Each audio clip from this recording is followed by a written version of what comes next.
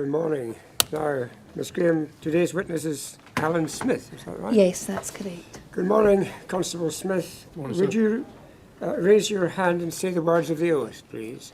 I swear by Almighty God. I swear by Almighty God. That I will tell the truth. I will tell the truth. The whole truth. The whole truth. And nothing but the truth. And nothing but the truth. Ms Graham. Thank you. Good morning, PC Smith. Your full name's Alan Smith, is that right? Yes. And what age are you? 45. And how many years service do you have? 17. And we have all your contact details in the inquiry, so I won't be asking you to say those at the outset. First of all, I understand you've watched some of our proceedings on the channel, so you'll understand that I'd like to make sure, first of all, that you have everything that you need, and you should see a black folder in front of you on the desk. Yeah.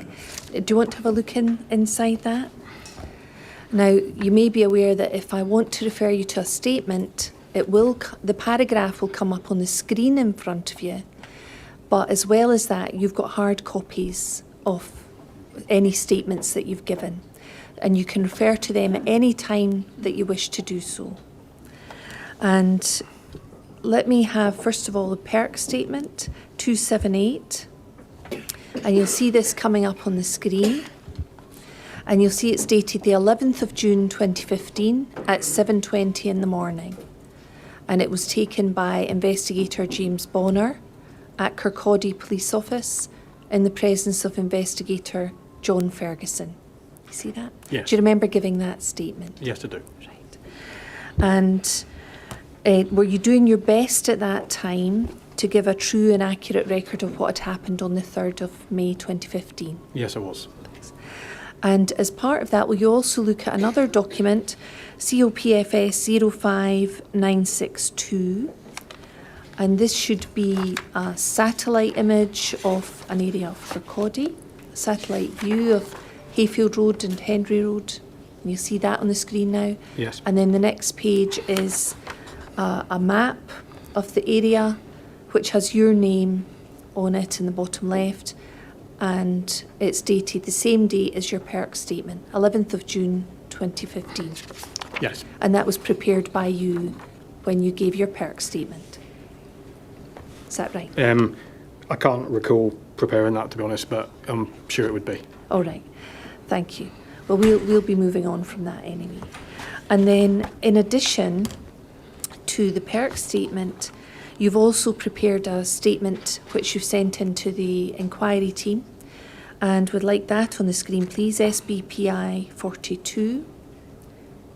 And this is your statement. Do you see that one? Yes, I do.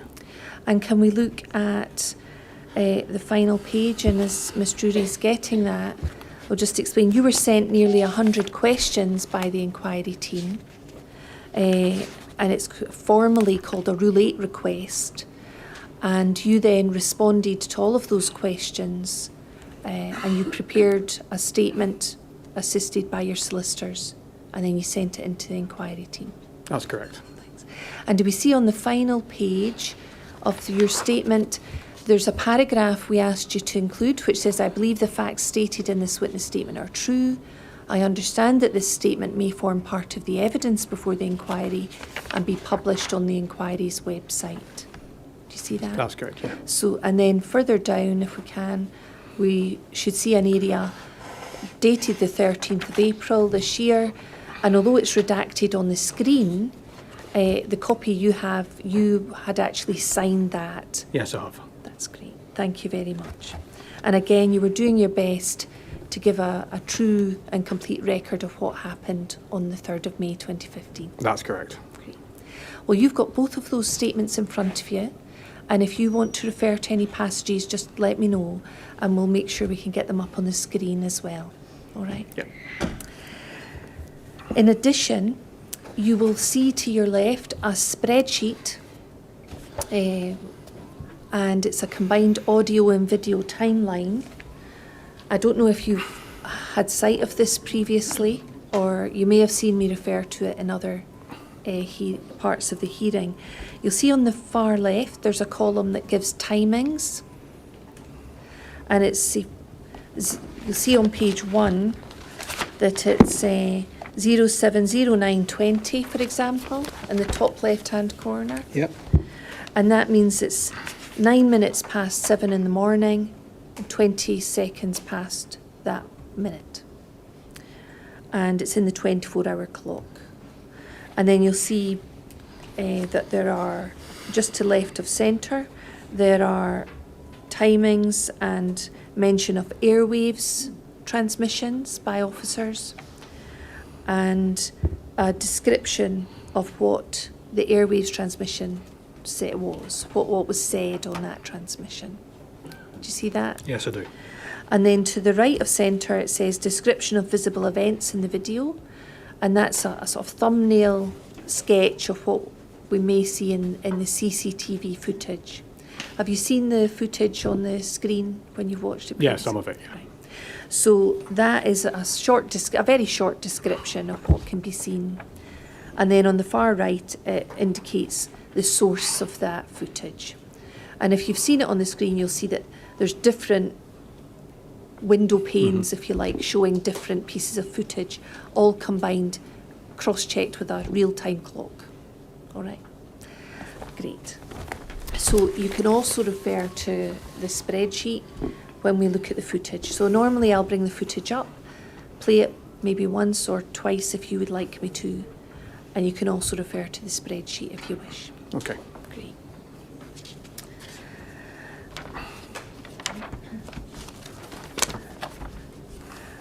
Right.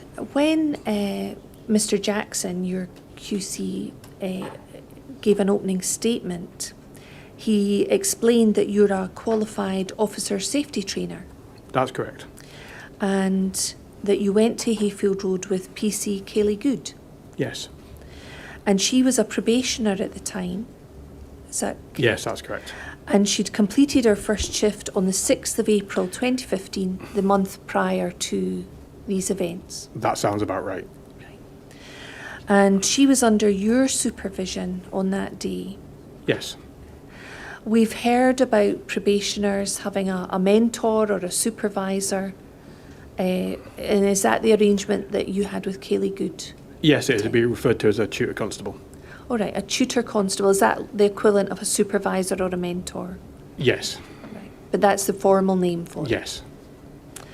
And do you want to give us a little bit more information about that role? And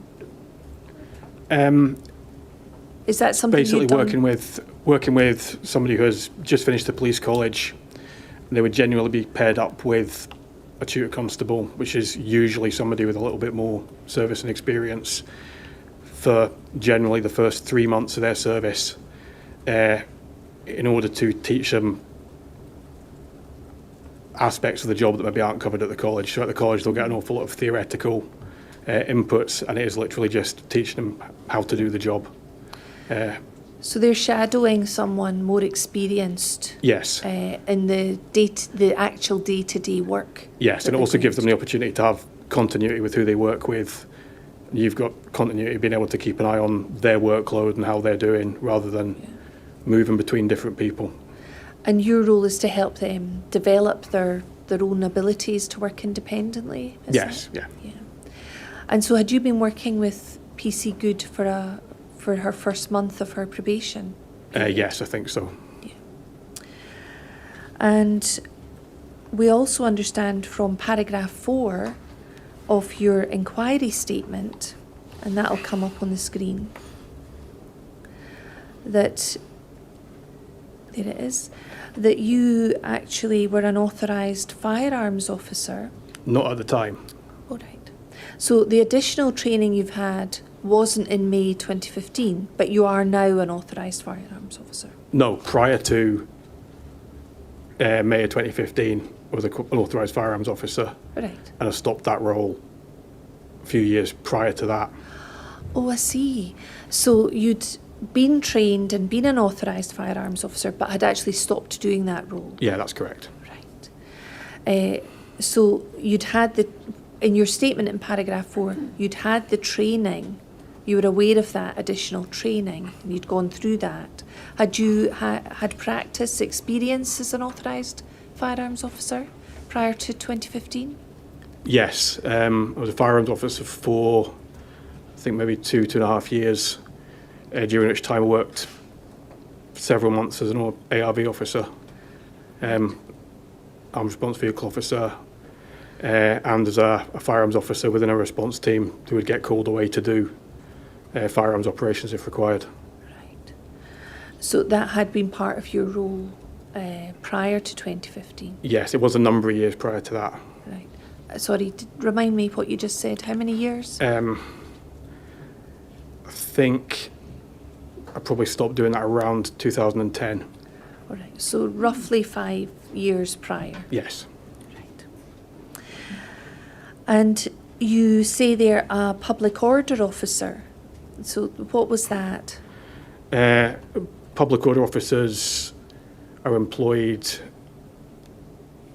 to carry out public order operations, be it potentially policing of large-scale disorder, all the way down to demonstrations where there needs to be a police presence, football matches, those type of large-scale events, and it can be anything from something which is completely peaceful up to something where, as I said, it's developed into disorder.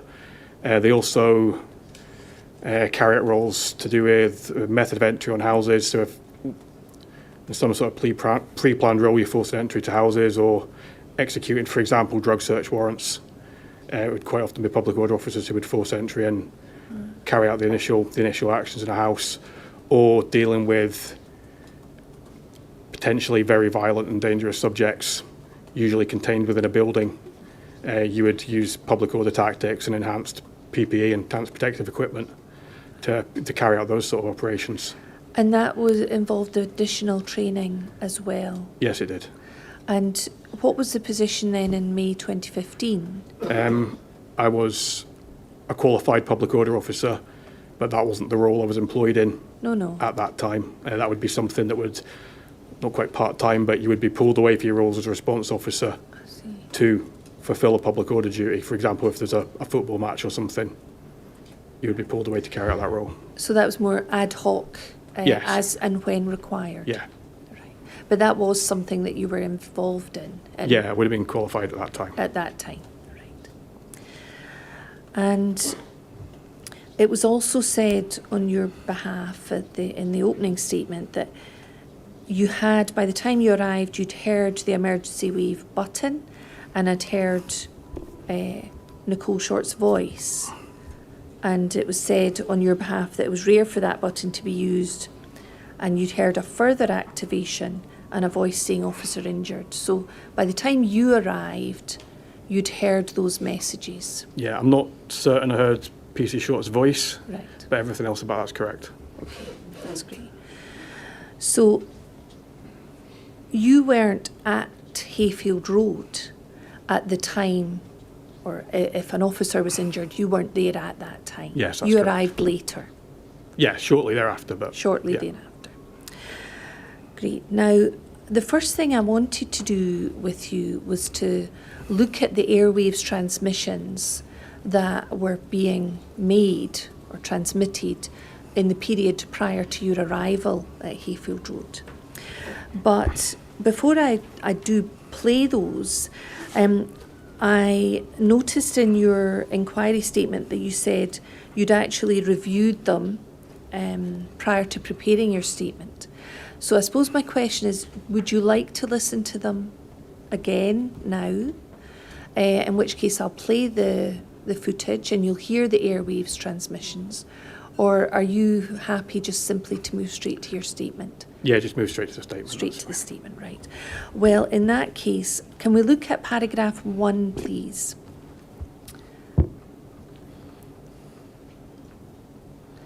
Now, you say in paragraph 1, you were made aware by PC Good, that's Kaylee Good, that there was an ongoing incident involving a male person with a knife. I'm not sure why, but I had not been aware of the initial transmission. Tell us when you became of the transmission. Was it just when Kaylee Good gave you that information? Yes. Right. She didn't specifically say there was a transmission or anything like that, but she told me there was an incident we needed to attend in relation to somebody with a knife. So where were you when she told you that? I was within a cleaner's cupboard in Kirkcaldy Police Station washing a cup. Okay. And what did you do as soon as you heard that from PC Good? Stopped what I was doing. Myself and PC Good immediately made our way down to our vehicle. And was that at Kirkcaldy Police Office? That's correct. With a view to travelling to Hayfield Road? Yes, I don't know if I was aware of the location yet at that time. I was still trying to almost catch up with the information, but it was with a view to leaving the station and to attend head into that the call. incident. Yeah. Whatever that incident was, you were on your way to Yes. to attend. And at that time, were you aware, at the time you became aware of that incident, were you aware that there'd been a request for all units to attend? I can't recall hearing that. Okay. Is it normal, or was it normal at that time for you to attend all the incidents where there's an allegation of someone with a knife? Not necessarily absolutely all of them, but yeah, as a general rule, if it's something with a knife, you want as many resources to attend as possible. Okay. And can we look at paragraph 3, please? And you tell us in your inquiry statement about risk assessments. And I think you said it was only possible to carry out the most general of risk assessments. Could you maybe explain what you mean by that? Just given the limited nature of the information intelligence we have, that it's simply a person with a knife in the street. If you had more specific information, your risk assessment could then be factored into that. If you had what they were doing, what they had been doing, if you had some idea of what their reason for that was, it would allow it to be more specific. But just due to the limited information and intelligence, the risk assessment's got to be fairly broad in what you're thinking about. Do you remember now what limited information you had available to you when you were en route to Hayfield Road? All I had, and I can't recall if it's specifically things I've picked up for the radio transmissions or by asking PC Good what she's heard, but it was a male in the street with a knife. I can't recall getting any other further information on that, and the location. Possibly Victoria Road, and then further information developed that there were further calls for Hayfield Road, which led you to believe it's almost certainly going to be there. And when you say further calls, was there anything unusual about the fact there were further calls? I wouldn't say unusual as such, but it's something you can use to then, it corroborates the fact that something's happening potentially. If it's just one call, it could be a mistake, it could be a hoax, but several calls, just they add to the information intelligence that's coming from different sources, it makes it more credible. Okay, thank you. And then the second paragraph of number 3, you talk about an initial risk assessment. And what do you mean by that? Not as any specific process as opposed to any other risk assessment, but literally just the first risk assessment I carried out in relation to these ongoing circumstances. Mm-hmm. Is that the risk assessment you do when you arrive at the scene? Is that an initial risk assessment? No, I would suggest your initial risk assessment is that as soon as you start thinking about the risks, you're beginning to carry out a risk assessment. That's what I would mean by that. And when you arrive at a scene, do you call that by something else? Or is that no, still I a would just risk say it's assessment? continuing with the risk assessment.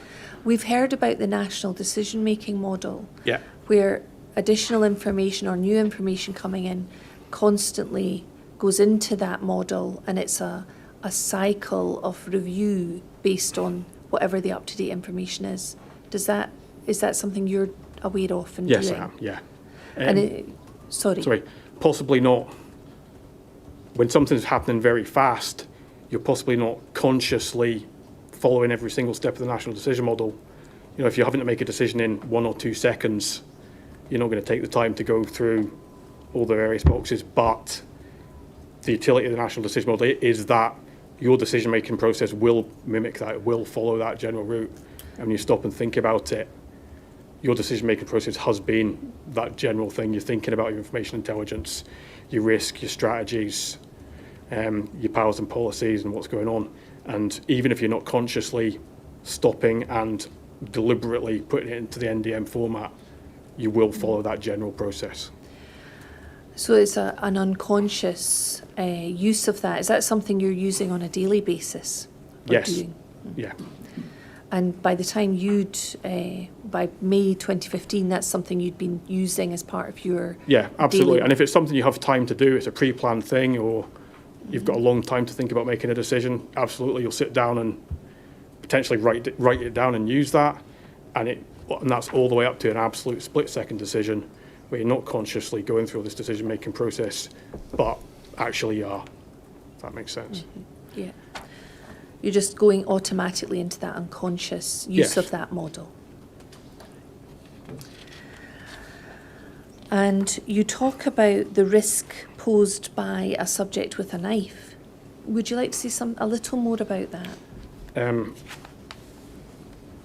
The risk for a knife is very significant, particularly when you don't have sort of specific information and intelligence, and you're having to think about what all the type of things could be. But yeah, knives are incredibly dangerous. Knives kill very easily. They can cause grievous injuries. They're very easy to use. They're very easy to obtain. They're easy to conceal. They're reasonably easy to explain away if stopped by the police. So the risk posed by somebody with a knife is extremely significant, extremely high. And who is that risk to? It could be to themselves. So thinking about self-harming, which I would suggest is a very common type of knife call we will attend.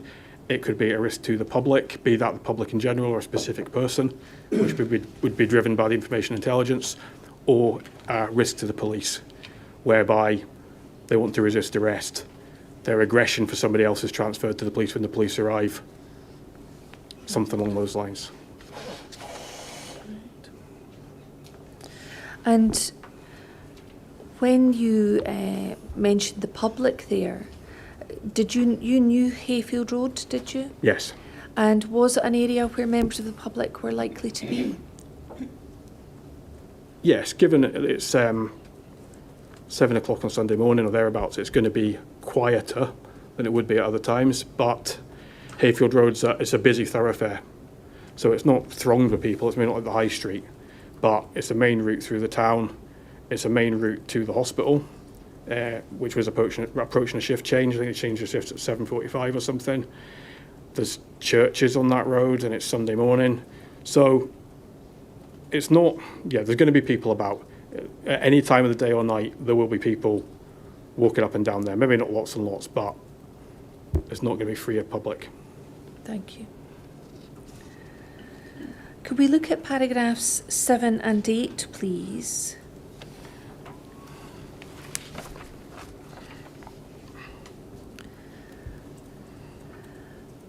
Now, you say here, supporting my recollection and as per the transcript of the calls. Did you have a transcript of the Airwaves messages? I did, yes. And you make some comments. There was no message that an ARV had been deployed, but simply a message from a controller that one was being organised. This is not the same thing. If an ARV has been deployed to an incident, it would be normal practice that a clear and concise message would be passed, detailing how many ARVs, from where and for what purpose, for example, a tactical relocation. No such message was ever passed, and I'm unaware of ever seeing anything indicating that an ARV was ever en route to the incident, other than another vague message from the ACR inspector that he was monitoring from an ARV point of view. I am not aware of any other mention of ARVs in relation to the call. Unlike the deployed dog handler who spoke on the channel several times. Also, there was no message indicating that a deployed ARV had been stood down, although such a message may have been redundant. It would still be commonplace for this to be passed. I'd like to ask you a few questions about that paragraph, and in particular about the messages in relation to the ARV.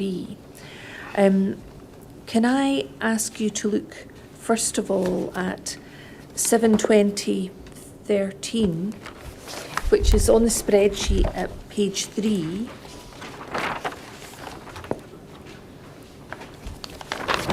Well, actually, can I start at the bottom of page 2?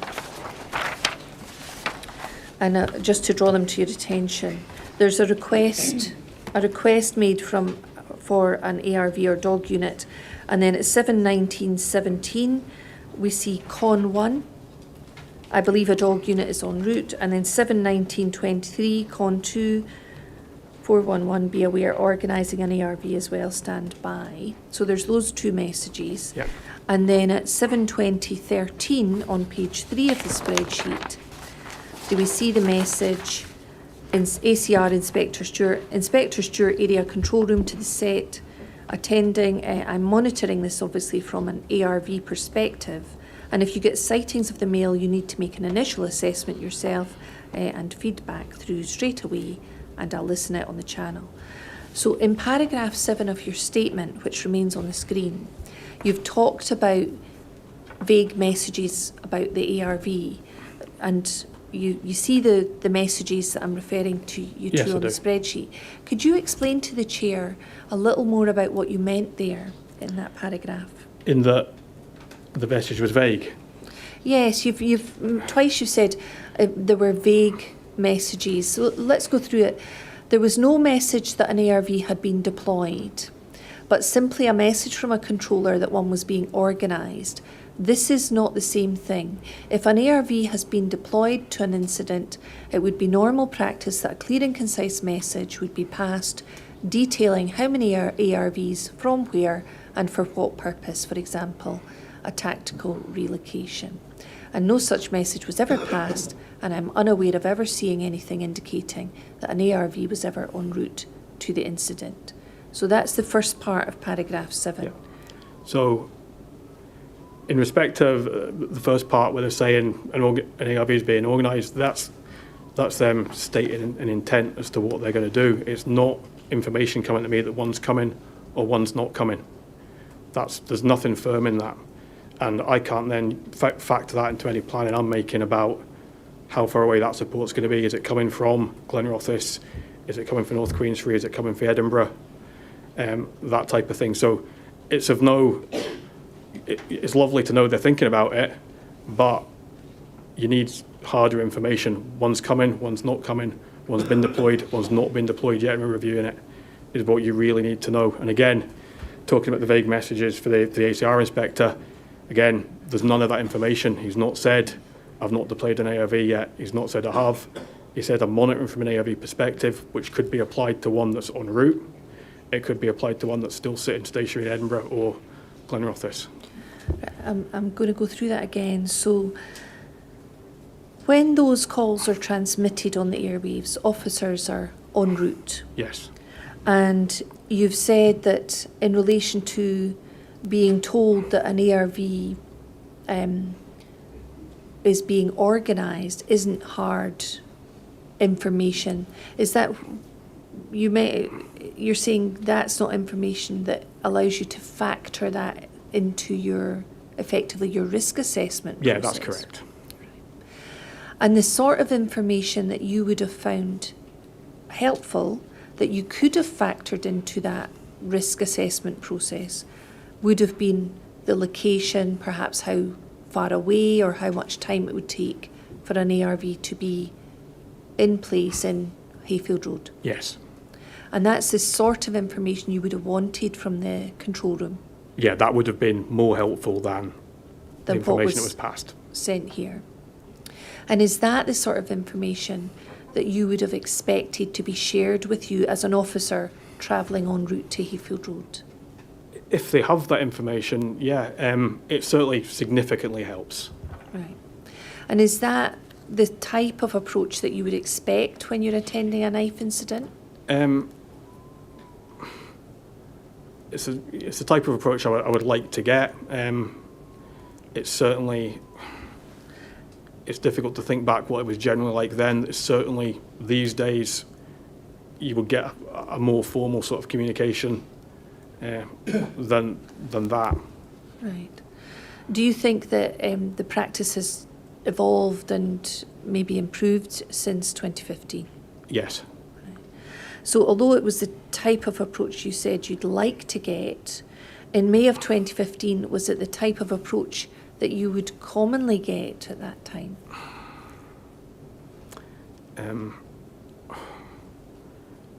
I wouldn't like to say. I'm struggling to think of any other specific incidents, so I wouldn't like to guess.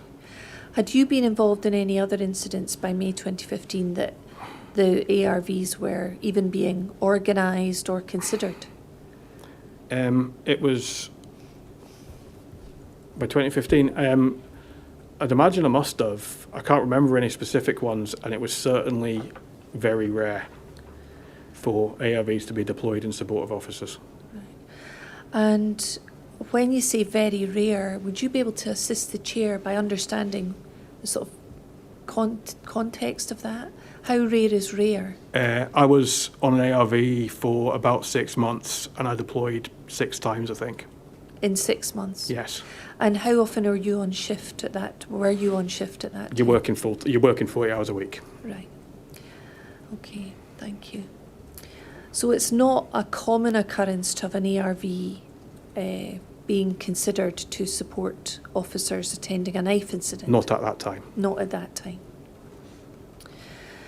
And coming on to the next part of paragraph 7, the same paragraph on the screen, but you say that there was another vague message from the ACR inspector that he was monitoring from an ARV point of view.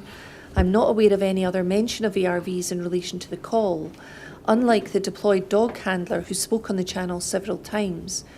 Also, there was no message indicating that a deployed ARV had been stood down. Although such a message may have been redundant, it would still be common practice for this to be passed.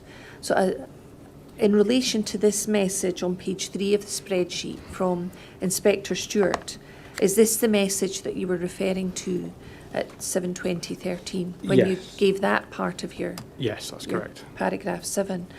So can you explain a little bit more about what you mean when you said that was a vague message? Certainly the first part. As it progresses, I think that's relevant, where he talks about what his expectations are of the officers. As his message progresses? Yes. But the first part, again, I'm monitoring from an ARV point of view, has given me no information about whether an ARV is coming or it's not, or it's being, if it's still sitting in Edinburgh waiting to go, if it's en route. Which again, it's the same thing. It would have been helpful to know what that means, because I'm monitoring from an ARV point of view. You could have deployed them already, and we don't know. Right. So you didn't have the information you would have wanted, again, about how far away they were, how much time it might take to get them at Hayfield Road. And again, that said, my recollection of this actual message is difficult to say because I've now read it and heard it several times. Mm-hmm. But my recollection on the day, I can't remember whether I heard that or not, or in what detail I recollected it or not. Right. And then you talk about, as the message continues, Inspector Stewart talks about needing to make an initial assessment yourself and feedback through straight away, and he'll listen out on the channel. You said the message moved on and continued. What was your impression of that part of the message? It's sensible. It's a sensible instruction. Ideally, when you're dealing with something where there's a very high risk and the situation allows you to do it, then holding back and carrying out observations is a very sensible and useful option to have. Again, it's going to be completely dependent upon how the situation plays out when you get there, but that's certainly from a safety of officers' point of view, that is something that's going to be a useful thing to do. So sitting back, waiting and observing what's happening, and getting more information, which can then be factored into that model. Yeah, if the situation allows you to do it. If the situation allows. And what sort of things would allow that situation to develop? In this set of circumstances, it's going to be quite difficult, I would imagine, to be able to do that effectively for any period of time. You've got a subject who's outside. It's an interesting area because it is built up. It's definitely a residential area, but there is quite a lot of open space. They've got a lot of freedom of movement as to where they can go, particularly, from where it actually ended up happening, because it's difficult to not focus on that, although we didn't necessarily know that at the time. But yeah, in general, it's a built-up area with a lot of space around. There's going to be lots of freedom of movement. You've got a subject with a knife. You've got public who are going to be coming and going, although it's not going to be incredibly busy. There's definitely going to be public about the place. There's definitely going to be vehicles about the place. When you turn up to observe somebody in that situation, and again, thinking to that subject's state of mind, it's not necessarily a mental health issue, but walking about the streets with a knife in your hand doesn't speak to rational thought at that time. So is it potentially mental health, or is it potentially somebody who's in a state of extreme anger, a state of extreme fear, just somebody who's maybe not thinking entirely rationally? The chances are, when a police vehicle arrives, the subject is going to react to that vehicle in some way. Now, it may well be they're going to stay where they are, do nothing, stay in the same area and allow you to observe it, and no other public or anything are going to go anywhere near them, right? And that's going to allow observations nice and safely. However, I would suggest, and in my experience, there's going to be a different reaction. They're going to run away. They're going to try and brazenly walk away and get away with it. They're maybe going to become aggressive towards the police. The chances of them just standing still, yeah, absolutely can happen. If it's somebody who's seeking police intervention, seeking to speak to the police to their actions, again, potentially mental health or something, it might be somebody who's quite happy to stand there and let the police engage with them, let the police watch them. But there's a very significant chance something else is going to happen when you turn up, and you may have to react to that to protect the public, to protect the subject, to keep your observations on the subject. Where are you going to observe from? How close are you going to be prepared to go? If you have a subject with a knife and there's a lot of public about, is it safe for me? Is it safe for me in perspective of the public to sit back 100 metres and observe them, which keeps me safe? However, I'm not doing anything there to mitigate the risk to the public. There's every chance the public could come in between myself and the person with the knife, so am I going to have to go closer? If I go closer, is that likely to provoke more of a reaction for them? So it's an ideal thing to do. It's going to be a good option if you can possibly do it, to hold off and observe. However, it's going to be dictated by the circumstances. And in my experiences, the circumstances will probably make that a difficult thing to do. So what circumstances do you think would be required before it would allow an officer to take that step, sit back and observe? What would be the optimum conditions that would allow that to take place? The subject is literally standing still. Right. And there are no public anywhere near them. And there's no potential the public are going to go anywhere near them, or realistic chance the public are going to go near them. Is that ever a possibility in Kirkcaldy? Yes, it can happen. I've attended knife incidents whereby the person is seeking contact from the police. They've had a knife to their throat, and I've stood for hours negotiating with that person. So yes, it can happen, absolutely. Every set of circumstances is different from the other. And is that in an area where there's no other members of the public possible? Yes, it was not possible. The circumstances were slightly different. We had to approach closer than maybe would have been perfectly safe for us, but you're having to balance the safety of the officers against, I would say, the bigger concern of the safety for the public. It was in the middle of the night, so there's less chance of that type of thing. It was an easier area to sort of contain and cordon off, so the public wouldn't approach. But similar. We've heard about containment. You're now mentioning cordoning off. Mm-hmm. How much support do you need to be able to contain or cordon off an area? Lots. So going back to the example I just gave, the cordon you're putting in there isn't on the subject. It's around the area to stop the public coming in. If you want to try and cordon a subject, that's not going to be an ideal thing to do with somebody with a knife with response officers. It's going to be a difficult thing to do, given the level of equipment and things we have. If you want to put officers around the person, how close are you going to put them? Are you going to leave them enough of a reaction gap to protect themselves? Is their kit and equipment going to be sufficient to protect themselves? Do they have the tactics to use? Because when we talk about the training we do, the cut principles, that tells somebody to move out of the way if somebody comes at them with a knife. So it becomes difficult to cordon if your tactic is to move back. it's going to be a very difficult thing to do, to effectively put a cordon on somebody who is intent on moving about the place. Right. If they're playing the game and they want to stand still, it becomes easier. You mentioned there the cut principles. Can you explain what that is? So the general principles that would be taught to somebody facing an attack from somebody with a knife. So the subject is endangering a police officer. Cut being create distance, right? Knives very dangerous, however, you literally have to be a couple of feet away and they can't harm you with it. That's maybe easier said than done. If the subject's intent on following that up and closing the distance, that becomes very, very difficult to do because you're going to be walking backwards, they're going to be walking forwards. However, the situation may well allow it. If a subject's in a room and they want to stay in that room with their knife, then creating distance becomes easier. But again, every set of circumstances is different. Using cover, right, shield yourself in some way. That's generally going to be some sort of improvisation for a response officer. Is it, can I lift a bit of furniture up and protect myself? Can I get myself in a police vehicle and lock the doors?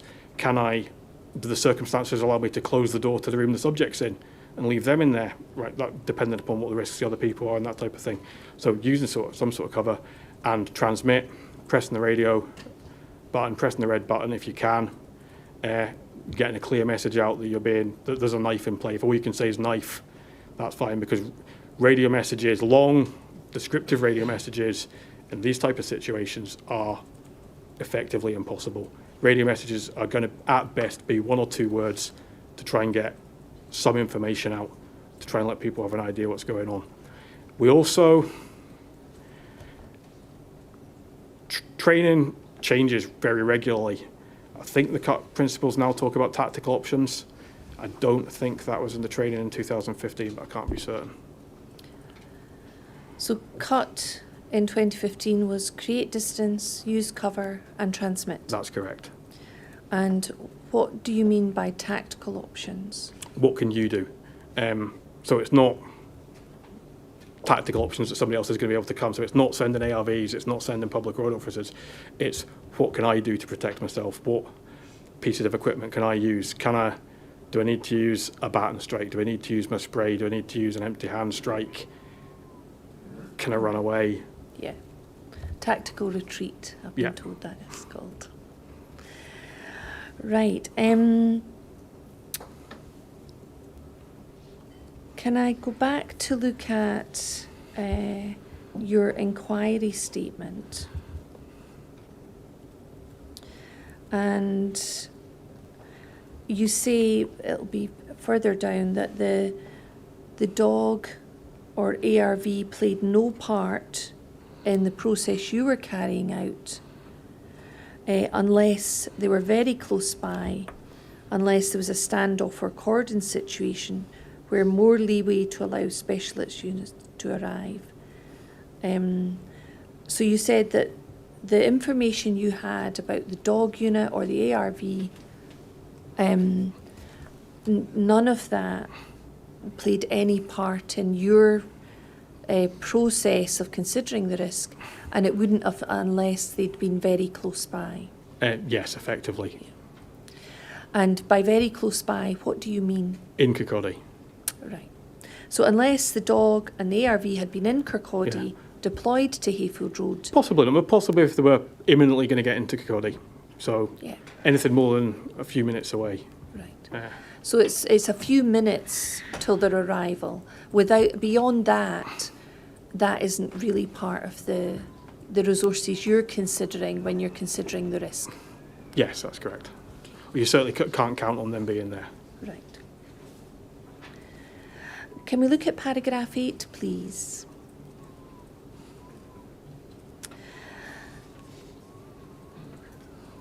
You've said that your recollection of the exact message was not exactly accurate, but now that you've reviewed the transcripts, it doesn't, insofar as it was different from the reality, it's not made any difference to your decision making.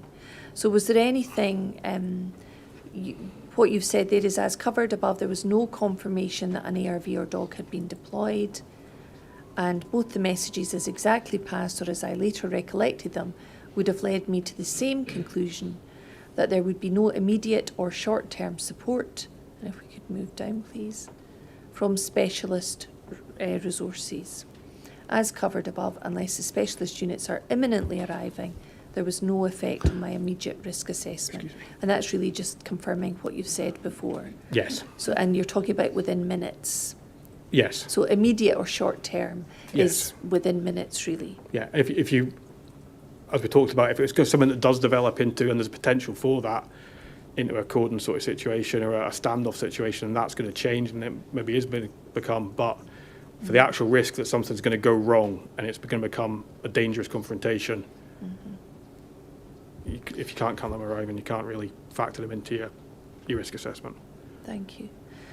And then you mention the dog unit, and you say any inconsistencies as a result of me taking in a huge amount of information over a short period of time from various sources and relation to various risks, while also being put under a significant amount of physical, mental and emotional stress. So you're talking about your journey to Hayfield Road. Yeah. Could you explain the sort of your state of mind as you approached Hayfield Road? Yeah. And honestly, physical stress maybe isn't quite appropriate for that point, but you try to take in a lot of information, you try to do a lot of things. First and foremost, you're concentrating on response driving, which is a risky thing to be doing in the first place. Yes. So that's something that requires a lot of thought and a lot of concentration. Why is that? As well as PC Good wouldn't have been trained to, I don't know if she'd be trained to drive any police vehicles at the time actually, but she certainly would have been trained to drive in a response role under blue lights. So you had your blue lights on? Yes.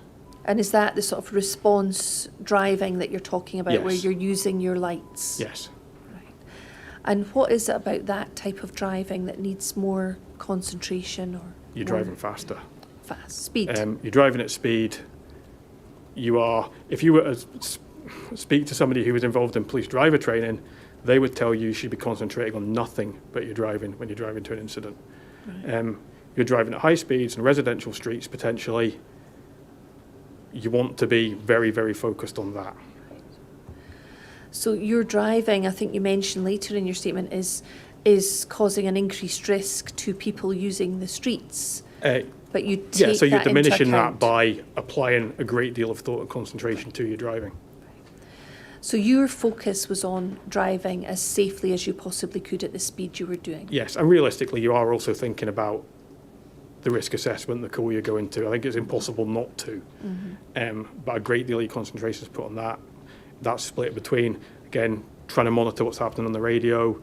I don't forgot it, but there's emergency activations happening. You're trying to plan, is it Victoria Road, is it Hayfield Road? Can I take a route that's going to allow me to get a look at each of them? Where do I think the other units are going to be coming from? Can I pick a route that's going to be suitable to sort of enhance or maximise our efficiency as we're getting there if we need to start searching for a person? So there's lots and lots of things you're going to be considering. So that's all going through your head at that time on the way there? Yeah. And is that the mental and emotional stress that you were describing in paragraph 8? Yeah, and it's terrifying, but if you're going to somebody with a knife, you have a degree of fear. You have a recognition that there's potential here that something could go wrong. It's probably not likely to, but there's always that thing. It's not sort of it's not your overwhelming emotion, but there's a little tension there. And what makes it not likely? You've said it wasn't likely to. Statistically. So statistically, it's not likely for an officer to be injured? Not a knife call. I certainly can't quote any statistics, but in my experience, I deal with an awful lot of knife calls, not all with that level of information intelligence. So that would push the level of everything. Every situation is different, and you interpret things differently, and you will cause a different level of fear and a different level of risk assessment. However, the vast number of knife calls you go to have a good outcome. Okay. Now, we've talked about risk assessment and the national decision-making model. In terms of feedback to the control room or on the Airwaves transmission, you've mentioned the message from Inspector Stewart in ACR. we may have heard that there's a responsibility on officers at the scene to feed back information to the control room when they arrive, to allow the control room to have effectively eyes on the ground. Is that your understanding? Yeah, generally, I wouldn't quite say a responsibility. It's ideally what you're going to do. It's always good to be able to feed information back. However, the circumstances can take over. If you have something that becomes a higher priority than transmitting on the radio back to the ACR, then you have to do that. If you're engaged, like as I said before, if you're engaged in something where you've literally you're needing to use your hands for something else, or you're under a great deal of duress, right, it might become difficult to. It might become difficult to pass any message at all. You might only get a couple of words shouted out or something like that. So, yeah, if you possibly can, yeah, you'd be looking to pass a message back. However, every set of circumstances is different, and the circumstances can sometimes make that impossible. And did you understand the message about giving feedback to apply to an officer such as yourself, who wasn't necessarily first on the scene? Yeah, as I said, I don't have a great recollection of receiving that message, but reading it, that's what I would interpret it as. All right. Do you remember who was in charge of this incident at Hayfield Road? Our supervisor at Kirkcaldy Police Station was PS Scott Acting PS Scott Maxwell. And so, as far as you're aware, was it Acting Police Sergeant Maxwell that would have been in charge of this call? Overall, yes. However, he's not necessarily making every single decision that happens during the call. Being in charge is delegating to people to go and carry out tasks. He's delegating officers to go up there and not quite deal with it as they see fit, but carry out the things they need to do. So it's not a case of sort of micromanaging and the sergeant makes every decision that needs to be made. So each so individual he has supervision of it. So each individual officer has a certain amount of autonomy. They can act independently. Yeah, and that can change dependent upon the call. Some circumstances dictate that it absolutely has to be rigidly dictated for the ACR or from a sergeant, down to, again, the vast majority of calls I go to, knife or otherwise. Yeah, I have autonomy. I make the decisions and I deal with the call as I see fit. I might run it past the sergeant. I might have to run decisions past the sergeant, or it might be entirely down to my own decision making, dependent upon all the circumstances. And we've heard that the area control room wouldn't take control unless they declared a firearms incident. I believe that to be correct, yeah.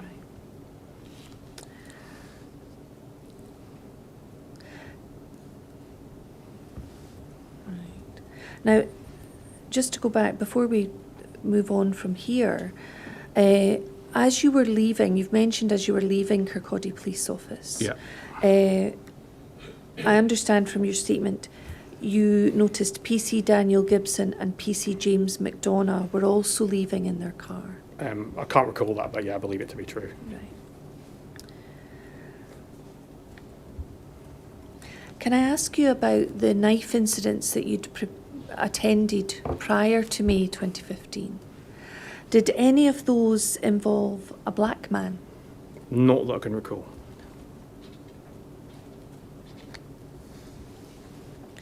Had any involved, and it sounds like you did mention this, someone who's suffering from a mental health crisis?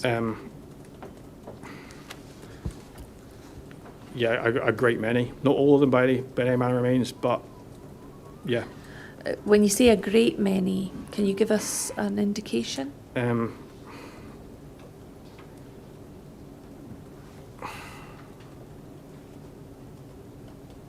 It's rare to deal with. We deal with an awful lot of knife incidents.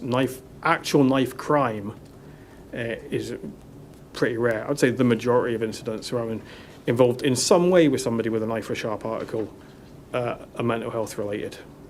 I would say just over half as a ballpark figure. Can I ask you to explain what the distinction is in your mind between a knife incident and a knife crime? A knife crime being, to my distinction, would be somebody who has a knife in their person for a sort of a purely criminal end. So that could just be, people who decide they want to carry knives for self-defence when they shouldn't be and have a knife in the street. It could be somebody carrying a robbery. It could be somebody using that to assault somebody, to murder somebody.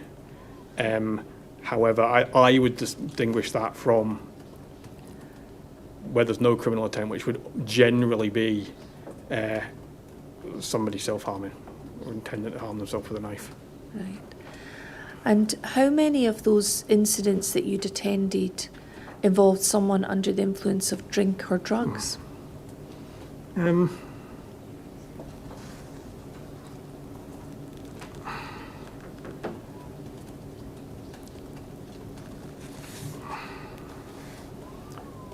A few. It's not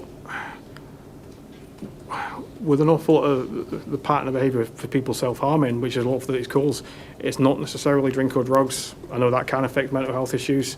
Certainly not all of them. I wouldn't like to guess at a figure. You go to plenty where they drink or drugs, and you go to plenty whether it's not a factor at all. Okay. And of those incidents that you'd previously attended prior to May 2015, how many had involved the use of CS spray or Pava spray?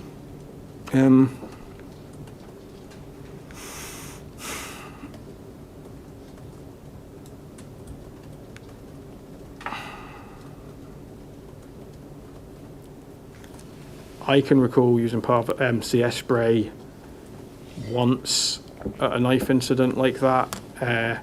Another time at a similar incident where they weren't using a knife, but they were self-harming with a blunt implement. So a similar sort of level of threat and risk to them where CS spray was used. That's by myself. I can't recall any others, but I couldn't say for definite that it hadn't been. Can you give us a little more information about the Pava spray with the one knife incident? Yeah, sorry, it would be CS spray. Sorry, CS spray. I cannot remember the full circumstances. It was a person in the process of harming themselves with broken glass, which you would count as the same category as a knife. Right. Something that's sharp and dangerous that can cause you injury. On entering the room that they were in, I cannot remember what the change of circumstances were, but the glass immediately became a threat to myself. And just due to all the factors there, I determined that use of CS spray was the best option, so I deployed CS spray. When you say the glass immediately became a threat to myself, what do you mean by that? I'm struggling to remember. This would have been, well over 10 years ago. Whether the person's advanced on me or swung for me with a glass or something like that. I'm sort of a little bit vague in my recollection. I remember the person having the glass in their hand. Parts of the decision-making process, the option is to spray and deploy in the spray. Right. And what happened after you used the spray on that occasion? Nothing that massively sticks to my mind. I can remember deploying the spray and immediately going in and taking control of the hand with the glass. The person was arrested, I think, certainly brought into some sort of custody by the police. Did the spray have an effect on them? Yeah. Were they under the influence of drink or drugs at that time? Cannot remember. Or having mental health problems? I would suggest a mental health problem. Right. And then you also mentioned another one where CS spray was used. You said it was a similar incident with a blunt instrument. Yeah. Tell us about that. So a person intent on harming themselves. Again, I'm making it a long story short, but all the other tactical options has failed. I'd reached the point of my decision making where use of CS spray is appropriate. The action they were taking was they had 2 terracotta plant pots, one on each hand. One's held up, sort of one size. One's held up, threatening to keep me back, so I'd be struck if I approached them. And the other one he's smashing himself over the head with. So the only option being, we need to take control of that person. It's not safe to approach them. Deploy CS spray. And were they suffering from a mental health crisis? I would assume so. Drink or drugs? I don't believe so. And you said all other tactical options had failed. Can you describe what those tactical options were? So the other things we'd be considering, police presence.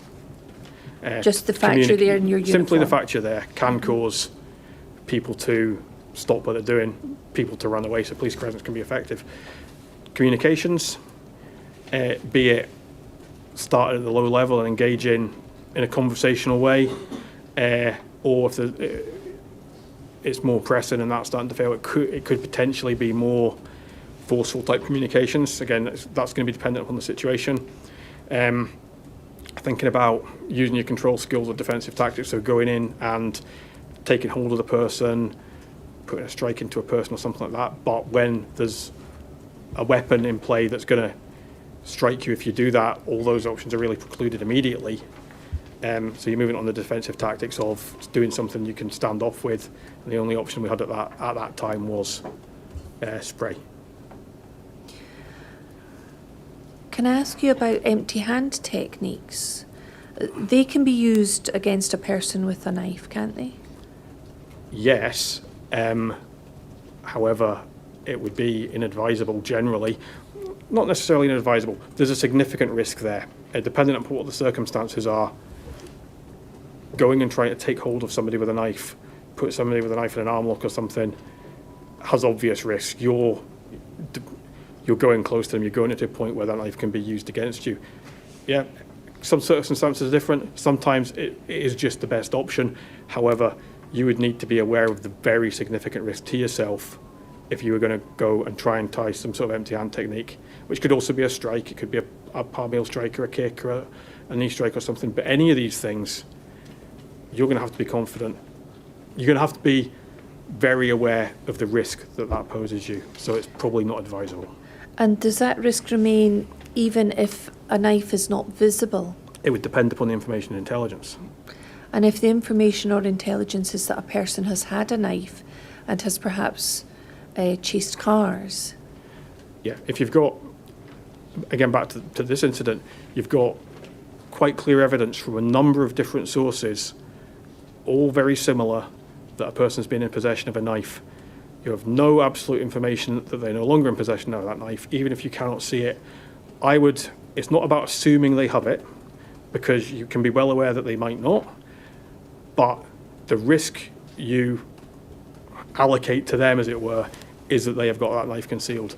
And you take it that they've got that knife concealed until you have controlled them and searched them and confirmed they do not. So it's only once you've confirmed that they do not have the knife that you can remove that risk from your thought processes? Yes. That's certainly how I would do it. Now, when you were talking about this similar incident, you talked about communication with the person with the terracotta pot. Yeah. Can you give us some more information about the type of communication techniques that you adopted or attempted with that person? That specific incident, I can't actually remember. I can remember reaching that point where I'm happy that that's failed. But in general, the ideal and the starting point you would like to go for, if the situation is safe enough and there is not some other pressing need to use a high level of force, is, as we are talking, a conversation. If that's failing, it could potentially be, and again, dependent upon what the circumstances, it could be loud, more aggressive type of commands, right? The situation, you might read the situation and decide that I am going to be able to effectively exert a degree of dominance here, shouting loud verbal commands and get control of the person, short, loud commands. That's not going to be applicable in every case. It's certainly not a guess, but you're having to try and judge whether that's going to be suitable in the circumstances you're in. It certainly doesn't mean that you're going to move on from conversational talking to that. It's just another type of option. I would say it's a higher sort of level of force option that's available. It's not going to be applicable in every circumstance, but sometimes if the threat's there, it's an imminent threat. I'm viewing that the conversational type approach is just going to put me at risk. I do not have time to do it. If the person's advancing on me, if the person's moving to a place where they're going to risk the public or risk themselves, yeah, it may well be you're going to start at that higher level of tactical communications. To what extent do you need a response or a reaction from the subject before you can engage in that communication?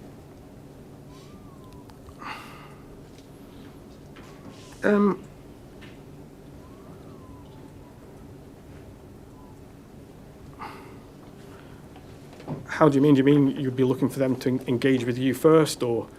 Well, you compared it to the conversation we're having. Yeah. I'm obviously responding and asking questions. To what extent do you need that response from a subject in order to engage in the tactical communication techniques that you've talked about? It would depend entirely upon the circumstances. A response can be non-verbal. It can be, you can tell somebody's listening to you potentially as you're sitting nodding your head and you're not saying anything, but I can tell you're taking in what I'm saying. So that's a level of response. Alternatively, if somebody is just absolutely not responding to you, it would depend upon the circumstances. They could be absolutely not responding to you, and yet there's no other threat's not increasing, so I could maybe persist with that. Or if they're absolutely not responding to you and there's some other behaviour, or there's other circumstances that preclude that really quickly, then you might move on to something else. So it's entirely dependent upon the circumstances. So the response could be non-verbal. Could it be as simple as them looking at you and listening to you? Yeah, potentially. We've heard some evidence about perhaps the training that's given to officers not encompassing a situation where there's a lack of response or a verbal response from the person or a lack of reaction. Is that something you're aware of? I don't think, and an issue we're talking about training is that training has changed, and it's not just sort of changed between then and now, it's changed to some degree every year between then and now, so it's difficult for me to say with absolute clarity what the training was at that time. However, my best recollection is at that time we weren't doing any situational training as part of OST refreshers. It's talked about, you talk about tactical communications, but I don't think there was practical training in it. I could be wrong about that. There would be practical training, I believe, at the Scottish Police College when people are doing their initial training. Again, I wouldn't like to absolutely say there was no situational training. We may hear other evidence about this in the future. Can I ask you, prior to May 2015, how often you'd used your baton in relation to a knife incident?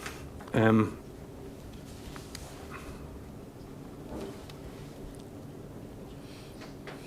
fairly certain I'd never struck anybody with a baton in relation to a knife incident. I can't recall any specific incident. I may well have drawn it as a tactical option, and that in effect is a piece of tactical communications and potentially going to use it as use of force. So it wouldn't be unusual to draw a baton. That's a sort of visible reaction that you're... Or draw it and have it down by my side where I'm not wanting to affect the situation, but I want to have a baton available just due to the significant level of threat from a knife. But I don't believe I've ever actually struck anybody with a baton at a knife call. How often in the knife incidents you'd attended prior to May 2015 had you even drawn your baton? I wouldn't like to say. Can you give any indication? It's not regular. It's very, very rare. Again, when you're doing it as an overt use of force, drawing it and just having it down at a low profile sort of carry position would be reasonably regular, which is just it's a contingency. So drawing it and having it at your side, you say is regular? Reasonably regular, not a daily occurrence, but... Can you give a better indication? Maybe, I don't know, once every couple of months at any type, covering all types of call. Oh, not just knife incidents. And then earlier in your response there, you said it was very, very rare. So you've never struck anyone, and you said it was very, very rare to use the baton. Can you help me understand the difference between regularly drawing your baton and having it at your side in all sorts of incidents, and then saying it was very, very rare? Was that very, very rare in a knife incident? In any incident. In any incident? If you carry your baton at a low profile as a contingency in case the situation develops, that's, to me, good decision making, because if it does develop, the intelligence is there and the situation is there, it can develop very, very quickly and you're not going to have time to get it out. However, in the majority of instances, it's resolved in some other way. It's resolved by communication. It's resolved by the fact that it was the information intelligence was never correct in the first place, and the person's not there with a knife or something like that.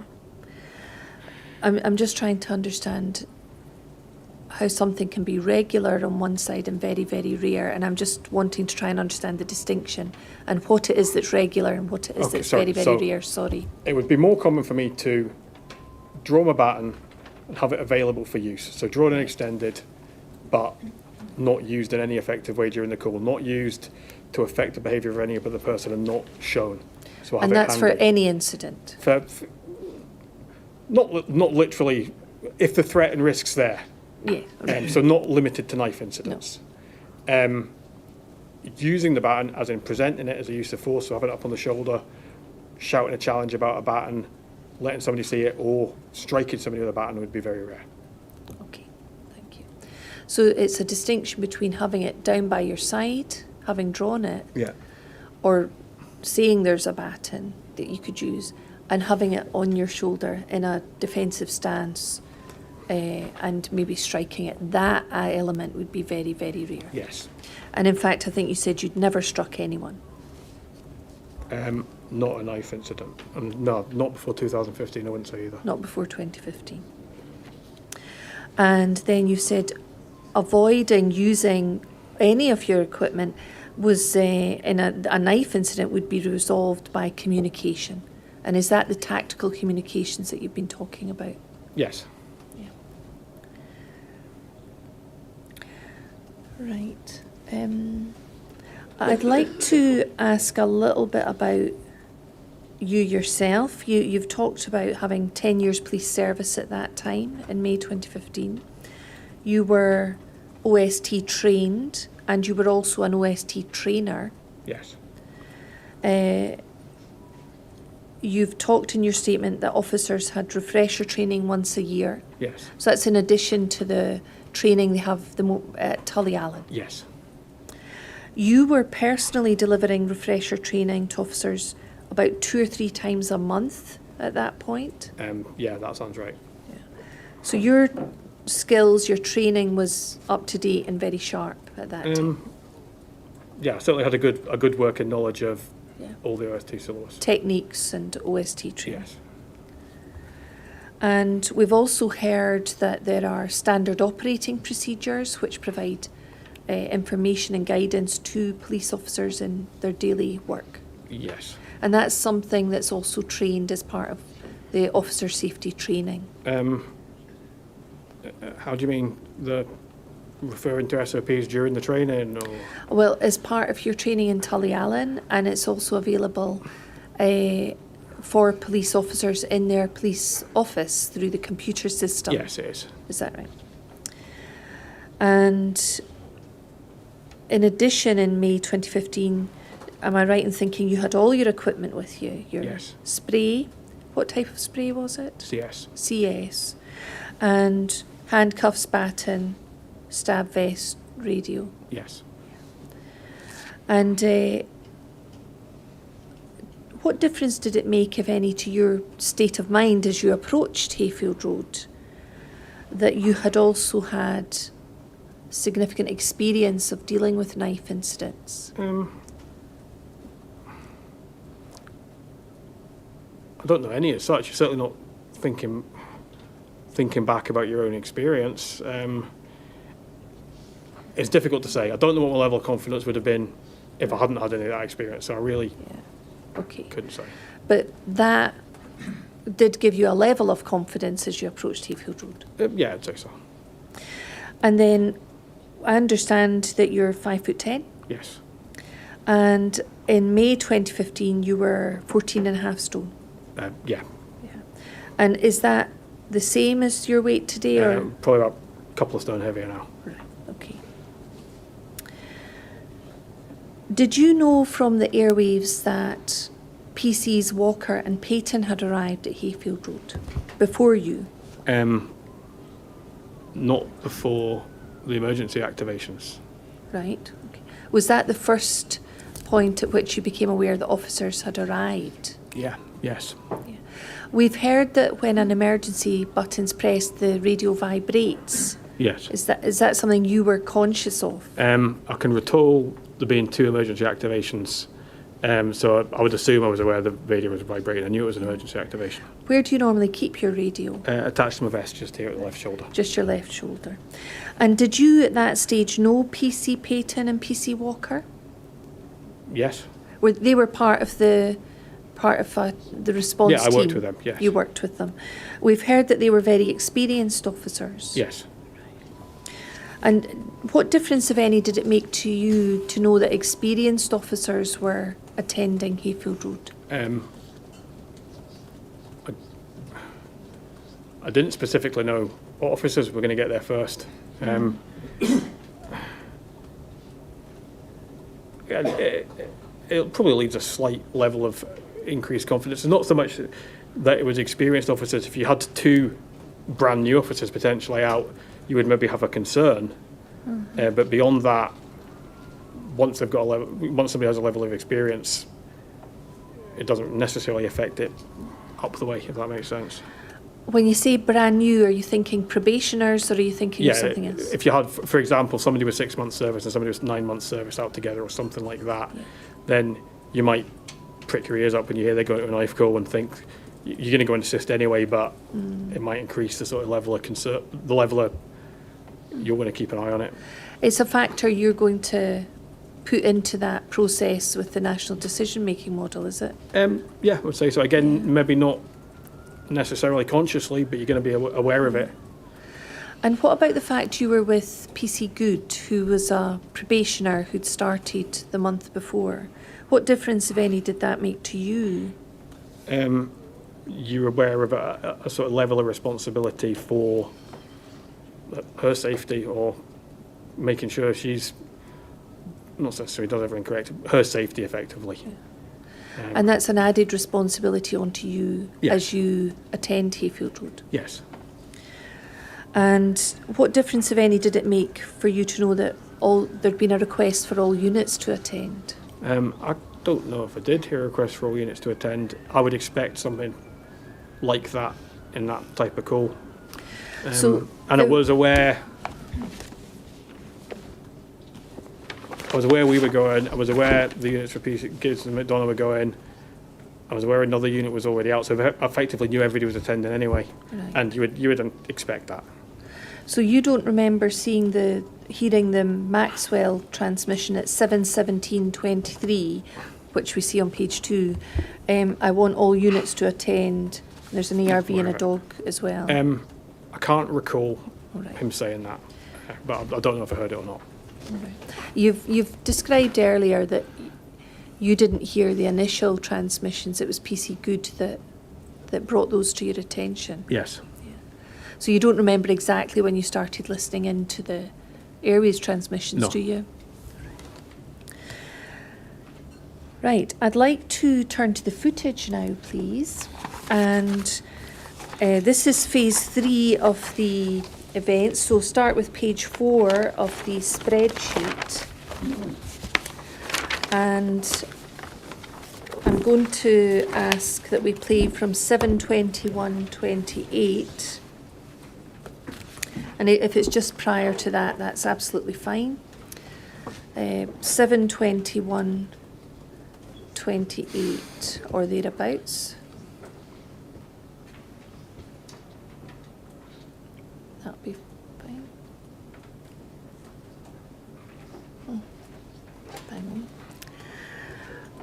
Right. What we're going to do now, if we can pause it there for a second, please, and just rewind. We're going to play a very short clip of footage, 10 seconds effectively, so from 7:21:26 as it is now to 7:21:38:40. We've heard evidence previously that these recordings are within an accuracy of 1 second, and I'm going to ask you if you recognise a vehicle approaching. So I'm going to ask you to focus first of all on the CCTV that you can see at the bottom of the screen, all right? And you'll see the real-time clock is in the top left. you'll see a reconstruction tile in the middle at the top. But at the moment, for these initial seconds, I'm going to ask you to look at the CCTV. Are you happy to Yes. do that? Right. And we'll probably play this more than once. So we'll just play the next.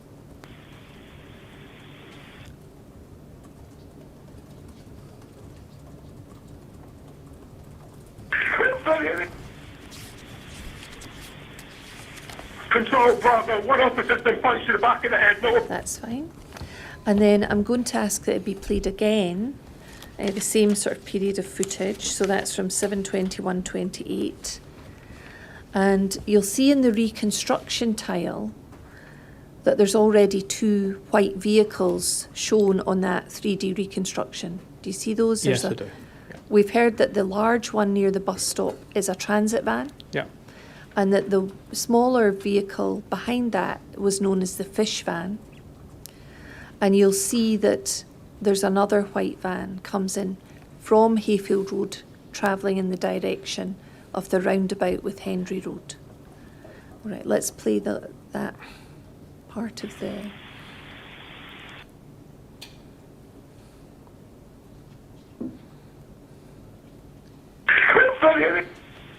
Thank you. Control Bravo. Thank you.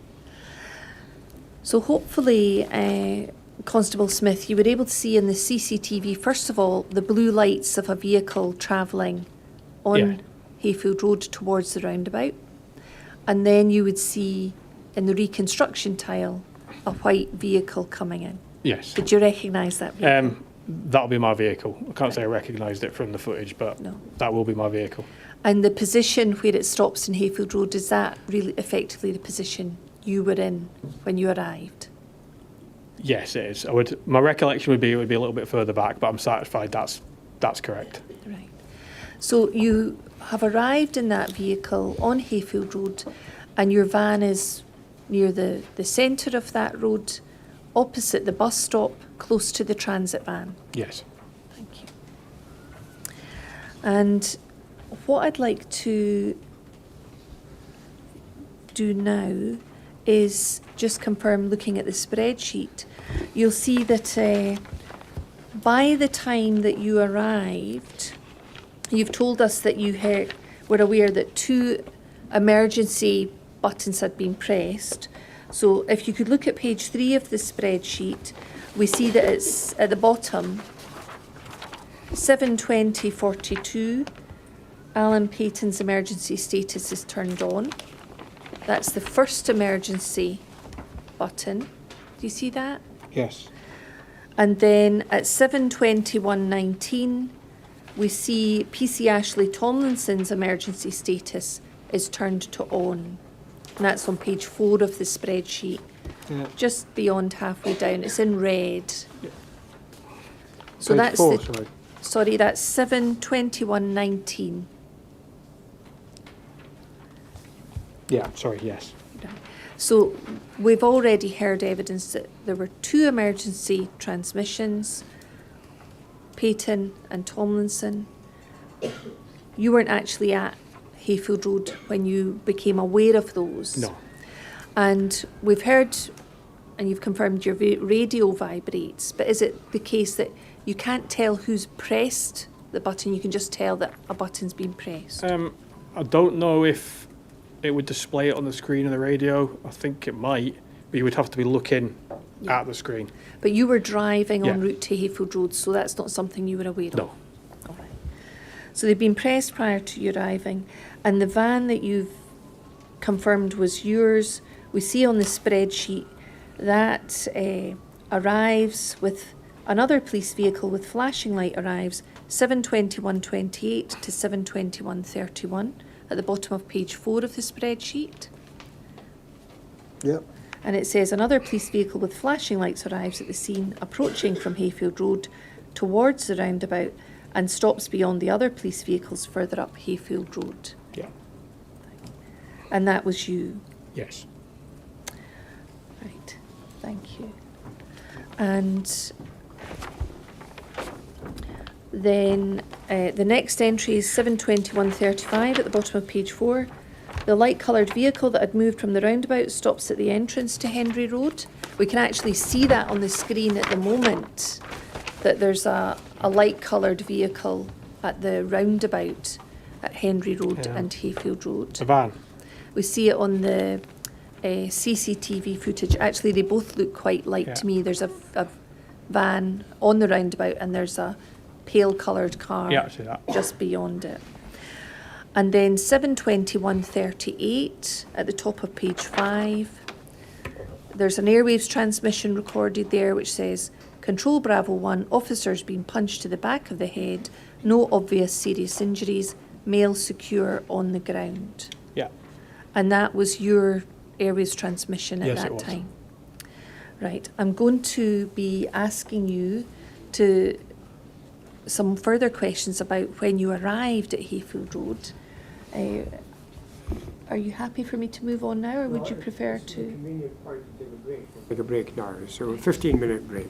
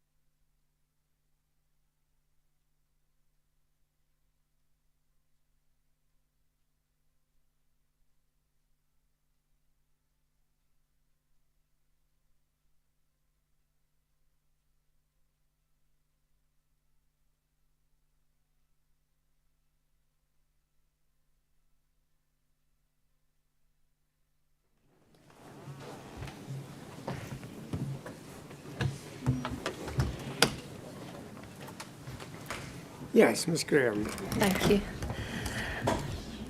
I would like to ask you some questions about what was happening at the time you arrived at Hayfield Road and what you saw. And what I'd like to do first of all is just briefly look at paragraphs 10 and 15 of your inquiry statement. I'll just read these out. On my arrival at the locus, I could not see Mr. Bio, just PC Short. As such, my risk assessment had not changed. Race played no part. And then you say there was at least one police vehicle stopped in the road and I saw PC Short moving across the road in front of my vehicle, fully detailed in paragraphs points 21 to 24. So I'm going to go through those paragraphs in detail. But what I'd like you to do is look at a 3D image for me. These are still images 2. And we have number 4, I think, will hopefully be of use. And you'll see that this is an image which shows Hayfield Road. And it shows the transit van in the position at the bus stop, the fish van behind on Hayfield Road, and then the van you described as your van, sort of in the middle of Hayfield Road, facing in the direction of the roundabout with Henry Road. And we can ignore the other van on the left at the moment, but when you arrived on Hayfield Road in your van, did it have a special name, your van, or No. a call number or anything unique to it? It would have had some sort of unique identifier, but wouldn't nothing. have used it. No. So, right. So, when you arrived, you've said in your statement you saw PC Short moving across the road in front of your vehicle. Yeah. So, you've told us you're driving. You're on the driver's side of Yeah. your van. So, you're on the far side as we look at this picture Yes. of the van. Where was PC Short? Now, So- you'll be able to touch the screen. Have you seen that done? Yeah. So, you can touch the screen and a red circle will appear. Okay. But we'll be able to fine-tune these things at some point, maybe in the future, not today. So, I've initially seen PC Short literally as the last sort of bit of roadway before I arrived, so I've still been driving straight towards the locus. Right. I've seen her, which has made me brake, and that's where the van's ended up. So it's do not you that want to I've point- stopped and seen her. Right. So, So- point where she was when you first saw her in Hayfield I Road. think about here. Oh, that's a big red circle. Maybe delete that and have something slightly smaller.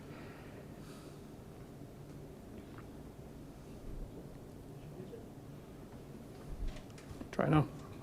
If you give Miss Drury a sorry. moment. Yeah, is that?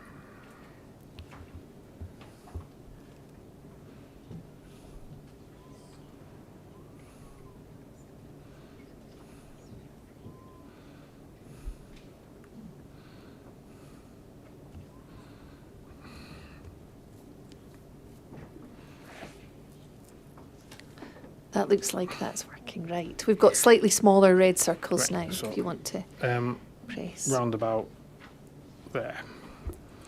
Right, so that's quite close to the front of the transit van. Yeah, I can't be 100. Generally in that area, I couldn't say exactly where. So you saw her, and you've said that's what caused you to stop your van. Yeah. In the position it was stopped in. Yeah, Tell us how PC Short looked when you saw her. she was staggering. So looking like she was about to lose her legs from underneath her. She's moving across the road. What direction was she moving? Towards the houses. I wonder, we have these lines, purple lines with arrows. I wonder if you could indicate the direction in which she was moving. So, yeah, my recollection is that she was moving. That's So moving the just circle. drag it.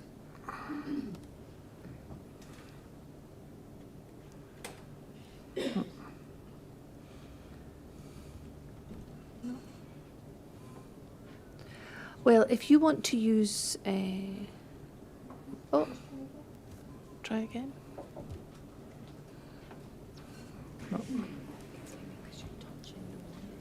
All right, trying. Okay.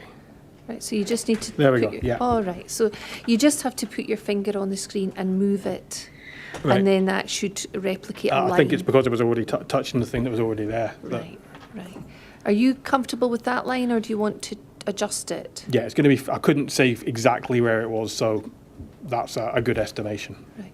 So she was moving from the transit van towards that yellowy coloured vehicle, Yes. which I think was a Mini, right? Was she crossing in front of your van? That was the direction she was heading in. I don't know if she'd got to the point of actually crossing in front of us by the time we stopped. Right. But I think she probably would have done. And you did what? Stopped Stopped and got the straight van. out, yeah. And how long did it take you to get out and exit the vehicle? Very quickly. It was like executing an emergency stop and then straight out as quickly as you possibly could. Where did you go? Straight to PC Short.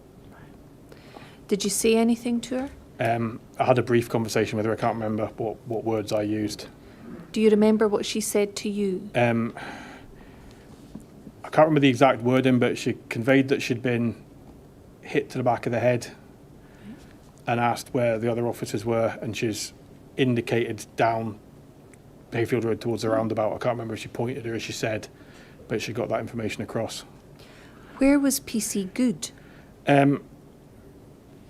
Pretty much with me. She got on the passenger side and joined me. I couldn't say exactly where she was in relation to me, but we were both with PC Short. So she'd got out the front passenger side of the van Yes. and come round to join you Yes. with PC Short. Yeah. How long did you spend with PC Short? Seconds. As quickly as I could get that information, I had a quick check. I don't know if I used my hands or just visually, but to satisfy myself, my concern had been when it was passed that the officer was injured, that meant somebody had been stabbed or injured with a knife, just given the context of the call. So I satisfied myself that didn't appear to be the case with her, and then moved on down the road. So, just as you say, to put it into context, if we look at page 4 of the spreadsheet, you'll see at 7:21:02, there's an Airwaves transmission from PC Peyton, so that's page 4, 7:21:02, officers injured, PC Short male. Yes. You'd heard that transmission. Yes. And then you arrived at 7:21:28 to 31, down towards the bottom of page 4. And that's your police vehicle with flashing lights arriving. Do you see that? Yes.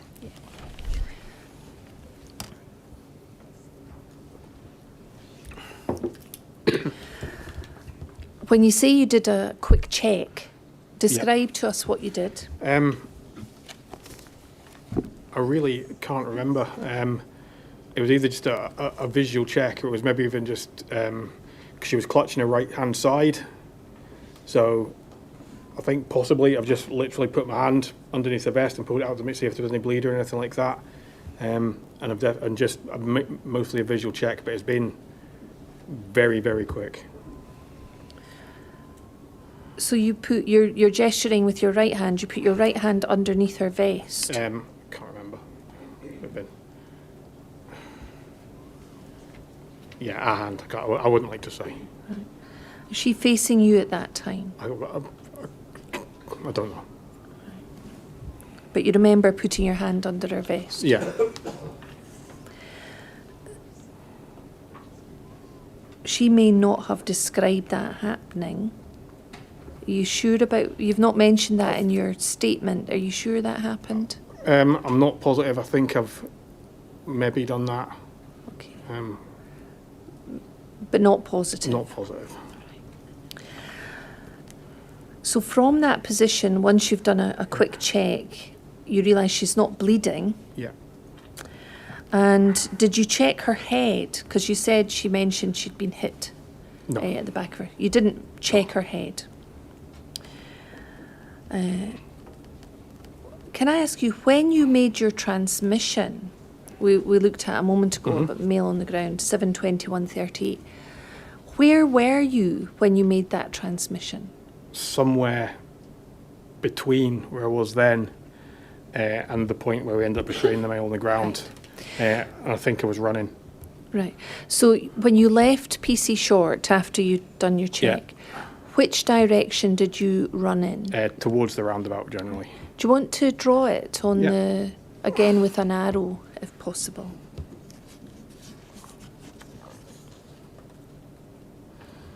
Right.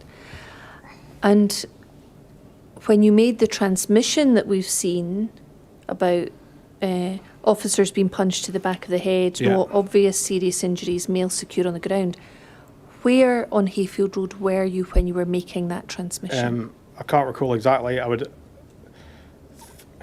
best of my recollection, it's probably where the tip of the arrow is that I've just drawn. Right. Okay. Obviously, I've been moving, so along that line. You made that transmission as you were running? I think so, yeah. Could you see the events taking place further down Hayfield Road by the time you were running in that direction? Not when I initially started. The other people weren't clear to me. I don't know. I think they may well have been obscured by one of the parked vehicles. I also remember having it in my head, I was looking for people who were standing up. Can't necessarily explain why that was. So maybe my focus wasn't down on the ground, but I certainly wasn't aware of the other people when I started moving down the road. When did you become aware of the people? Probably halfway between me and them. Right. And when you say halfway, can you indicate on this image what you mean? Again, I would imagine roughly the same, sort of where the tip of the arrow would be, I would imagine, where I started to make the radio broadcast. And by the time you finished the radio broadcast, how far were you from the people? I can't remember. I think I was pretty much just arriving. It's not taken very long at all to run down the road. So as you've been running along Hayfield Road, describe to us what you could see. There's obviously 2 police vehicles on the other side of the road, pointing in the direction from which I'd come, and a number of other officers restraining a male on the ground further up towards the roundabout.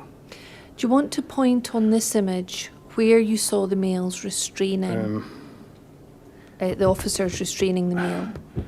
Again, it's the best of my recollection, but I think it was probably round about here.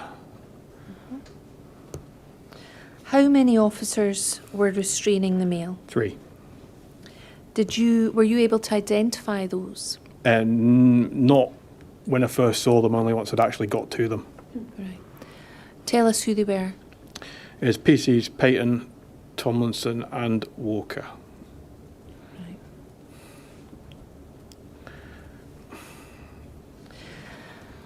Right. Tell us how the man on the ground was lying. Again, initially I couldn't see.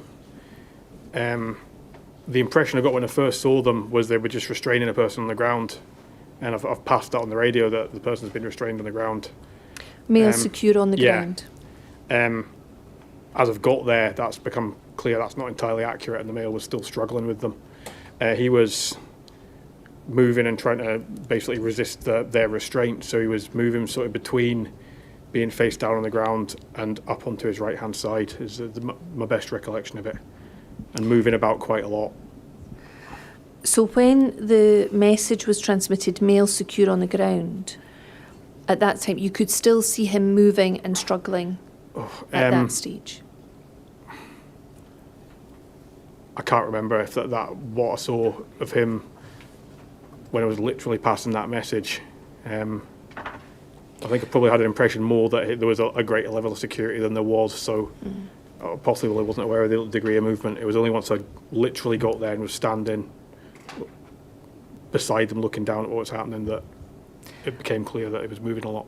So as you got closer, the information that you had or that you were processing became clearer? Yeah. Where was PC Peyton? The best of my recollection, he was up towards the gentleman's head, with the upper part of his body, and to say the rear of him or to the left-hand side if the male was down in the prone position. Looking at this image, can you maybe give us a better description of how the male was lying? He's lying, I can't remember exactly where His head was, in for relation to the example. curb, but his head was, he was basically at right angles to the line of the hedge, with his head on the same side as the houses. Right, so could you point to the hedge that you're referring to? Right. And he was at right angles to that. Yes. So could you maybe draw an arrow indicating the position?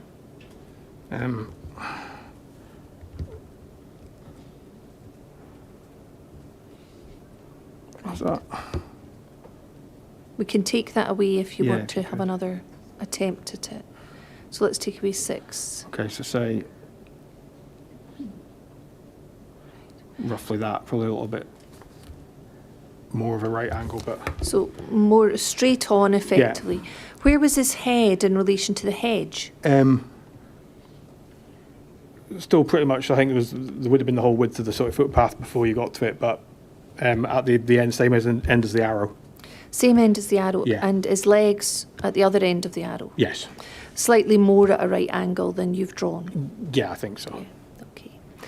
And so when you said that PC Payton was up to the head, was he closer to the hedge than the other officers? Yes. And you said he was on the left-hand side. Is that the left-hand side of the male? Yes. And then you mentioned he was at the upper body. Can you describe what you mean by the upper body? Near the head. Near the head. Yeah. What was PC Payton doing? The best recollection is he was reaching over him and trying to control the man's arms. Mm-hmm. So if the man was on his side, which he was, moving between side and prone, PC Payton was always leaning over and trying to Mm-hmm. get control of the arms. How was PC Payton positioned himself? I think, again, my recollection is not perfect, but I think he was kneeling on the ground. Kneeling on the ground Yeah, and leaning over the male's upper body I think so, yes. and reaching for his Arms. arms. Where were the male's arms? Again, he was moving, so he seemed to be trying to free himself by getting himself in the prone position, maybe pushing himself up. So there at some points, and then at other points when he was further over to his side, again up to his front with PC Payton trying to get control of them. So as you were approaching, how was the male on the ground positioned? You've described it. I couldn't say. He couldn't was. say. No. And as PC Payton was reaching for his arms, were his arms on the other side as you approached? The other side of his body from where you were approaching? They could well have been. As I said, there was a lot of movement. It wasn't just sort of one move between. There was continual movement and struggling. So it wasn't a static. no, he wasn't being held in a scene. fixed position. He was moving, and PC Payton was trying to adapt, I think, and try and keep control of him. Where was PC Walker? Further down, so the next to PC Payton, effectively. PC Payton at the head. PC Payton head, PC Walker a little bit further down, so level with the sort of chest area. You're pointing to your right side there. Yeah, okay, it would be the right side if he was in the position where he was leaning up. Yeah. So you're talking about Mr. Bio's right side, Yes. are you? Yes. So PC Payton was in that position. How was PC Payton positioned when you approached? Sorry, PC Walker. Oh, sorry. Yes, PC Walker, sorry. He was leaning over Mr. Bayou. I can't recall exactly what he was doing with his hands. I think he was trying to keep him in position and prevent him from getting onto his front and lifting himself up. And when you say he was leaning over what? Over Mr. Bayou. Right. Were you able to tell at that point if he was putting weight on Mr. Bio? No, it's difficult to tell. He could well have been, but I couldn't tell. He certainly wasn't a case of he had all his weight just on top of the man. I would think he was trying to use his weight. I don't need you to, Okay. to speculate about that. So you see PC Walker as you approach. Is it the back of PC Walker that you can see? Yes. And he's leaning over. And then where was PC Tomlinson? Down at Mr. Bowes' legs. Where at his legs? I really can't remember now. I know he was down. That's the end of the body he was at, but my recollection now is I couldn't say whether it was beside him or on him or what have you. So he was furthest right as you approached? Yes. And what of PC Tomlinson could you see? I really can't remember. I remember being aware that that's where he was, but... All right. How far were you from this point when you started to recognise the officers? Well,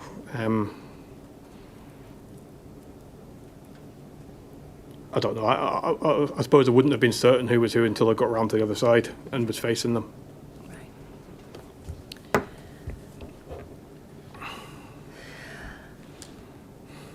We've heard that at one point PC Tomlinson may have been straddling Mr. Byles' legs.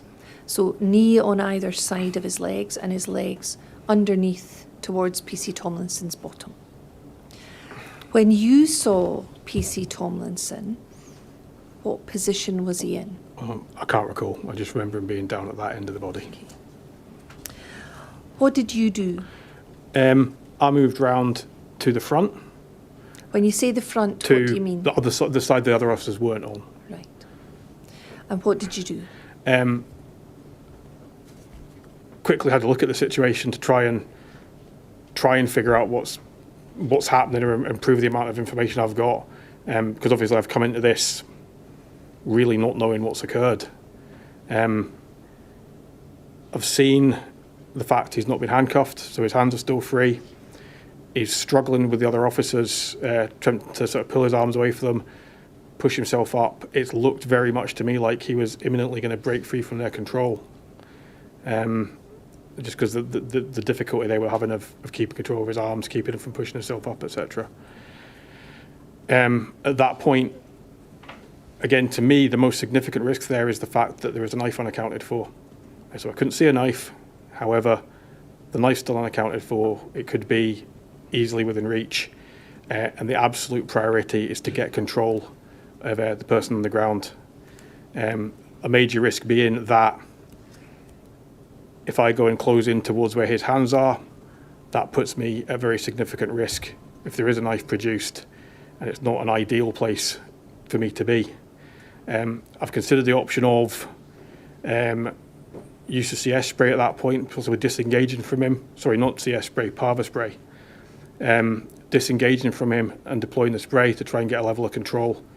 Again, that's not been a firm plan or anything we've got to the point of doing. I asked any officers if they had Parva, that being a more suitable agent to use than CS, which is what I had. Somebody said, I think PC Walker said he's been Parva'd, or Parva's been used. I can't recall the exact words. He told me if Parva had been used and it was ineffective. I've then drawn my CS, and PC Walker said CS doesn't work either, or words to that effect, and he's pushed my hand back with the spray in it. So that's effectively stopped that train of thought that that's a potential option. It's been tried, it's been found ineffective, that's been precluded, so I didn't go down any further sort of decision making in respect of potentially doing that. The options then are becoming more limited, and I've decided just to go and try and take control of his hands and see if we can get a set of handcuffs on him just through effectively controlling the hands, get them to a handcuffing position, applying the handcuffs, which is what we did. That's a lot of information you've given me, thank you, but I'd like to go back over that a little more slowly if you don't mind. So you've described when you came around to the front. Mm-hmm. When you came around to that position, what position was the male in on the ground? As I've described, and moving about sort of between a prone position and a position on his side. And that's his left-hand side? Yes. And What about the view you had of what the officers were doing? Can I ask you, having come round to the front, what further view did you have of PC Payton, first of all? I was aware PC Payton was trying to control his hands. That's my recollection. And again, just trying to get a firm grip on his hands, stop him trying to push himself up, stop him moving. I don't know what he was trying to do. He was trying to control his hands. I can't remember exactly what PC Walker was doing, and I can't remember exactly what PC Tomlinson was doing. And again, at that point, my focus has been on his hands, almost as a quite tunnel vision, but very, very focused on his hands, because that's where the threat is for me. The main threat's a knife. I'm zoned in completely on his hands. So are you able to help us in any way with the weight that was on the male on the ground from any of the officers? I'm not sure. As I said, PC Walker was leaning over him, so he may well have been putting weight on, but I couldn't say for definite how much he was. And Tomlinson? Tomlinson is down at the legs, and again, I can't remember if he's got his weight on the legs or he's kneeling beside them. I'm aware he's down there. I'm aware there's a lot of movement in my sort of peripheral vision, but I wouldn't like to say I saw him lying on his legs or otherwise. And PC Payton? I don't think PC Payton had any weight on him. I think PC Payton was kneeling, and there may have been a little weight if he's trying to lean over him, but I'm almost starting to speculate there, I think. All right. And so you've talked about tunnel vision in relation to trying to secure his hands. Yes. How long were you engaged in that process of trying to secure his hands? I don't think very long. I think it was a few seconds. We've managed to apply a set of handcuffs. I don't know where they came from.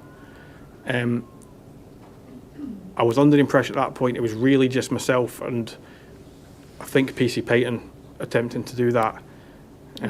So I can't recall any other officers being there.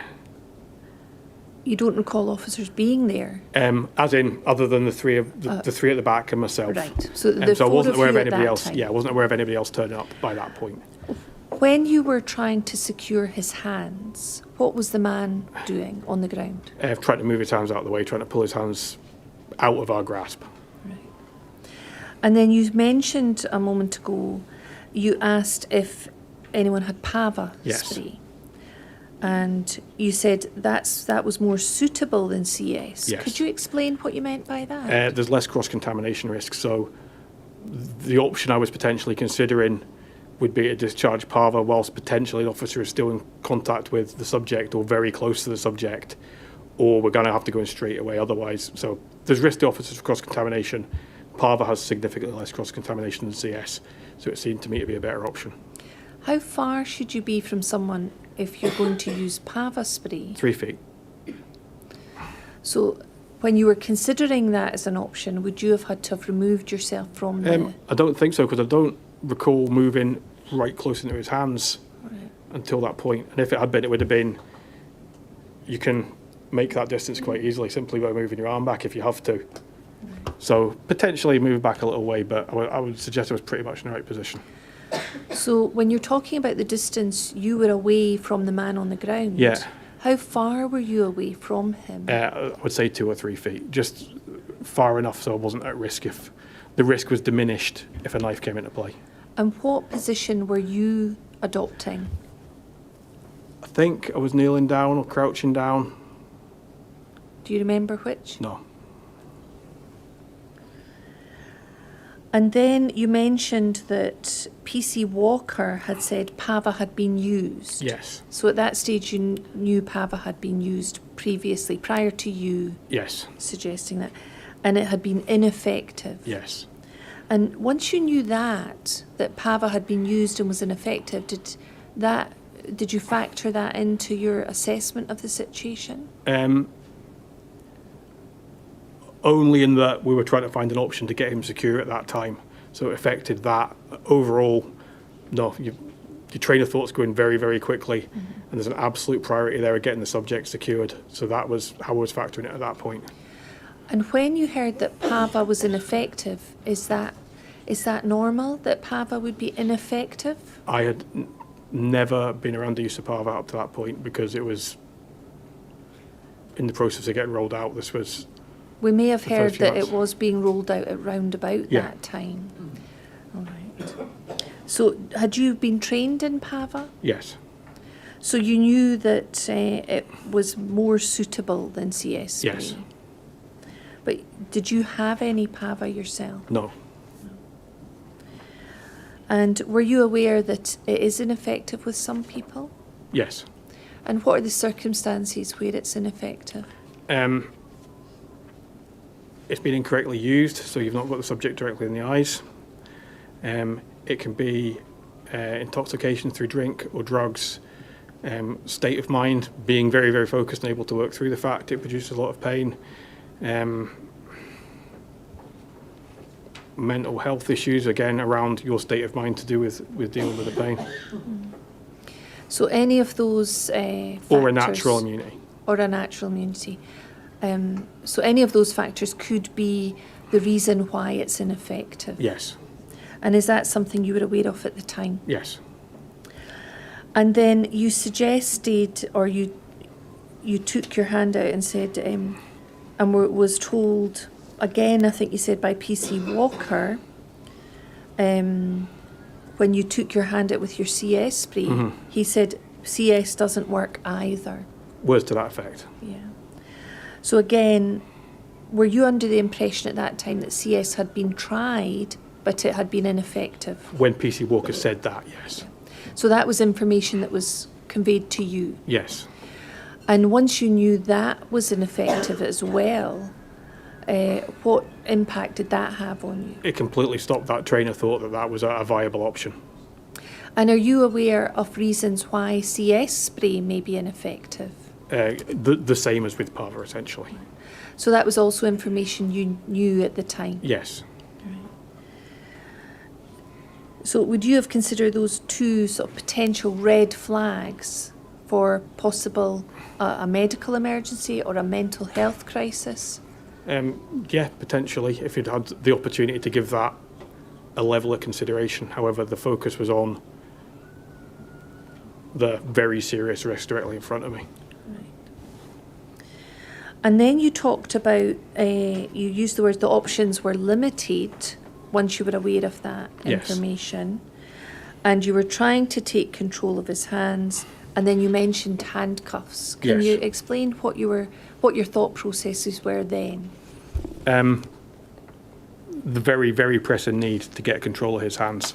As I've said, to me at that point, the greatest risk factor in that was still the presence of an unaccounted for knife.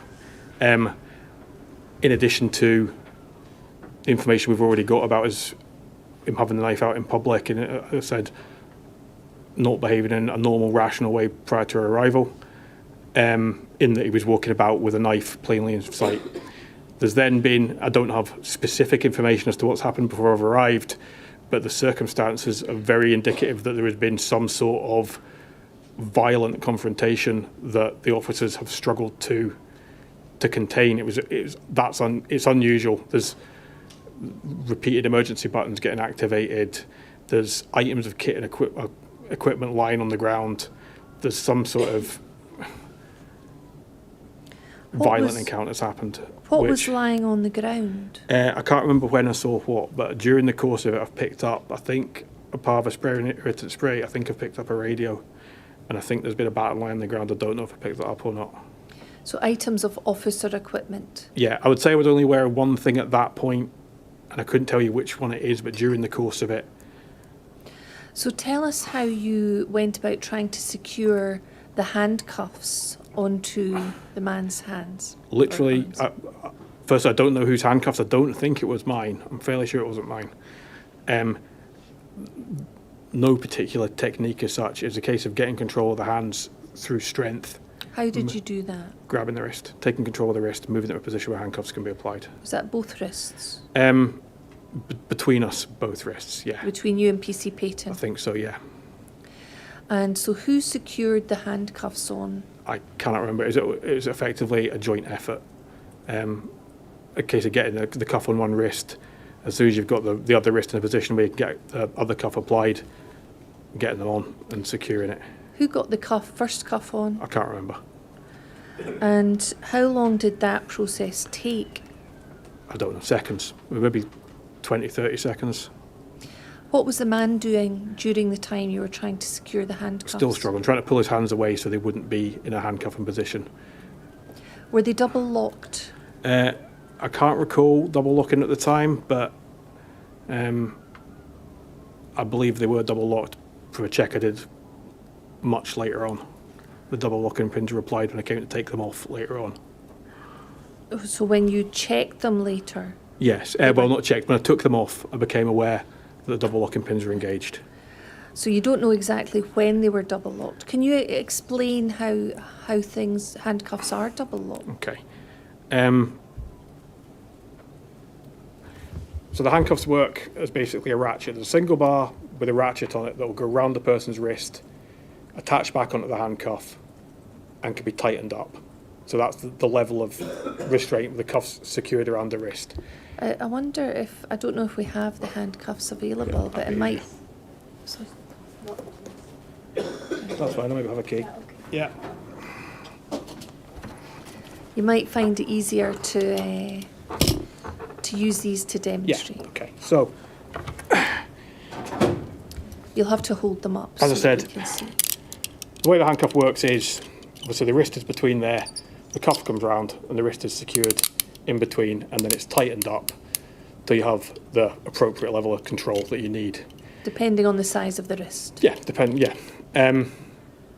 problem then is, well, obviously then, yeah, they can't come back that way, so that's you've got the level of restraint. However, it can continue to become tighter, which obviously if there's an accident or the person continues to struggle, that can become an issue because it can become tighter and cause an injury. So to stop that, when we're satisfied the level of the cuff's in the correct place, we can engage a double locking pin, which is a little pin just in there, which you push in with a little nib on the end of the cuff key or a pen, and it applies. And what that does is it stops the cuff, tightening up any, still can't move that way, so the cuffs are locked in place. Can you do that when a person's struggling? You'd have to have a level of control. It wouldn't be impossible to do with somebody struggling. Did you double lock the cuff? I can't recall doing them. It's something I would naturally, it's almost a muscle memory sort of thing. I've applied handcuffs, yeah, thousands of times, and it's something I would automatically do. I don't have a recollection of doing it. Right. But in any event, you later discovered that they had been double Yes. locked. And once the handcuffs were applied, what was the man doing? Continuing to struggle and try and pull his hands away, etc. My recollection is sort of immediately the handcuffs were applied, I think it was PT Payton said there was a need to apply leg restraints or fast straps. So I've immediately moved down and assisted in doing that. Tell us how you applied the fast straps. It was between myself. There were other officers who had arrived at this point. Another officer, I think PC McDonough, has taken his fast straps out. Excuse me. So, was he the only other officer that had arrived at that stage? He's the only one I can remember. He was with PC Gibson, so PC Gibson must have arrived, but I don't recall seeing him. You don't recall seeing him on immediately the ground? there, yeah. So tell us about the fast straps. Got control of the man's legs. Got them How into, did you do that? Again, I can't recall exactly every single movement during the course of it, but it's moving down the body, securing the legs. I think somebody put their weight on his legs, which is exactly how we teach to apply leg restraints. Where was PC Tomlinson? Down on his legs at that time. So when you say someone was applying weight to his legs, was that an additional someone or PC Tomlinson? I don't recall. PC Tomlinson was definitely down there, so he would have been doing that. Get the legs straightened out into as good a position as we can to apply them. What's a good position? Perfectly straight. But that's in training, we aim for that. However, in the real world, if somebody is resisting, if somebody is struggling, you maybe don't have that done perfectly if they've got a level of strength. But as far as I can recall, his legs were fairly straight, toes pointed towards the roundabout. Toes pointed towards the roundabout. How Yeah. was he lying I'm not sure. at the stage you were applying the fast straps? I really can't remember. I can remember PC Payton and PC Walker still restraining the top half of his body. But again, it comes down to being focused on the job I was doing. My eyes were down at his legs, at his feet, where my hands were getting the straps applied. So when you say his feet were pointing towards the roundabout, Yeah. is that the roundabout with Henry Road and Hayfield Road? Yes. And when you say pointing towards, how was the man lying at that stage? I can't remember. That could be either on his side or prone. Right. So either on his side or prone. Yeah. And describe the way his legs were at the stage you were trying to apply the fast straps. I can recall some degree of resistance and legs being bent, etc., to try and again move out of our control. The best of my recollection, we've got the legs straightened out. I think that is due to downward pressure on his legs, not from myself. Any pressure from myself has been, I don't think I've ever been actually on his legs. There have been some coming down through my arms when I've been pushing. Again, as we teach, not exactly as per the drill, but feet are tipped to the side, pointing at right angles to him. I've put some pressure down literally directly through the side of his foot onto the ground to pin his feet onto the ground, which will prevent him moving his legs. I don't know if somebody else has taken over for me at that point, but I can remember doing that. I said it was very much a collaborative effort between all the officers there to try and get the restraints on. So when you talk about downward pressure, Yeah. can you give us a description of how much pressure you were applying? Be me on my knees, leaning some of my body weight forward onto his foot. So not all the body weight, enough to control him down on the ground. So what part of your body was being used by you to apply that downward pressure? My hand. Your hand. Just one hand? I wouldn't like to say. Yeah, I would think so. Your But dominant hand or not? I don't know. Probably my dominant hand. And you're moving your right hand. Yeah. Are you right hand dominant? Sorry, left-handed. Sorry. Oh, you're left-handed, are you? Yeah. So at some point, I've got the legs into that position, controlled on the ground. Right. And then where on his legs was your left hand? I can't remember. Sorry, my left hand's what would have been using to control my right hand. All right, sorry. Would have been spare. Aye. Describe how you were using each hand. Right, my left hand would have been used to apply the pressure down at his foot. I don't know what we'd have been doing with the other one. Right. And which foot was it that you were touching with your left hand? It must have been his right foot. His right foot? Yes, it must have been. And you were using your left hand? Yeah. And you say his feet were to be pinned to the ground?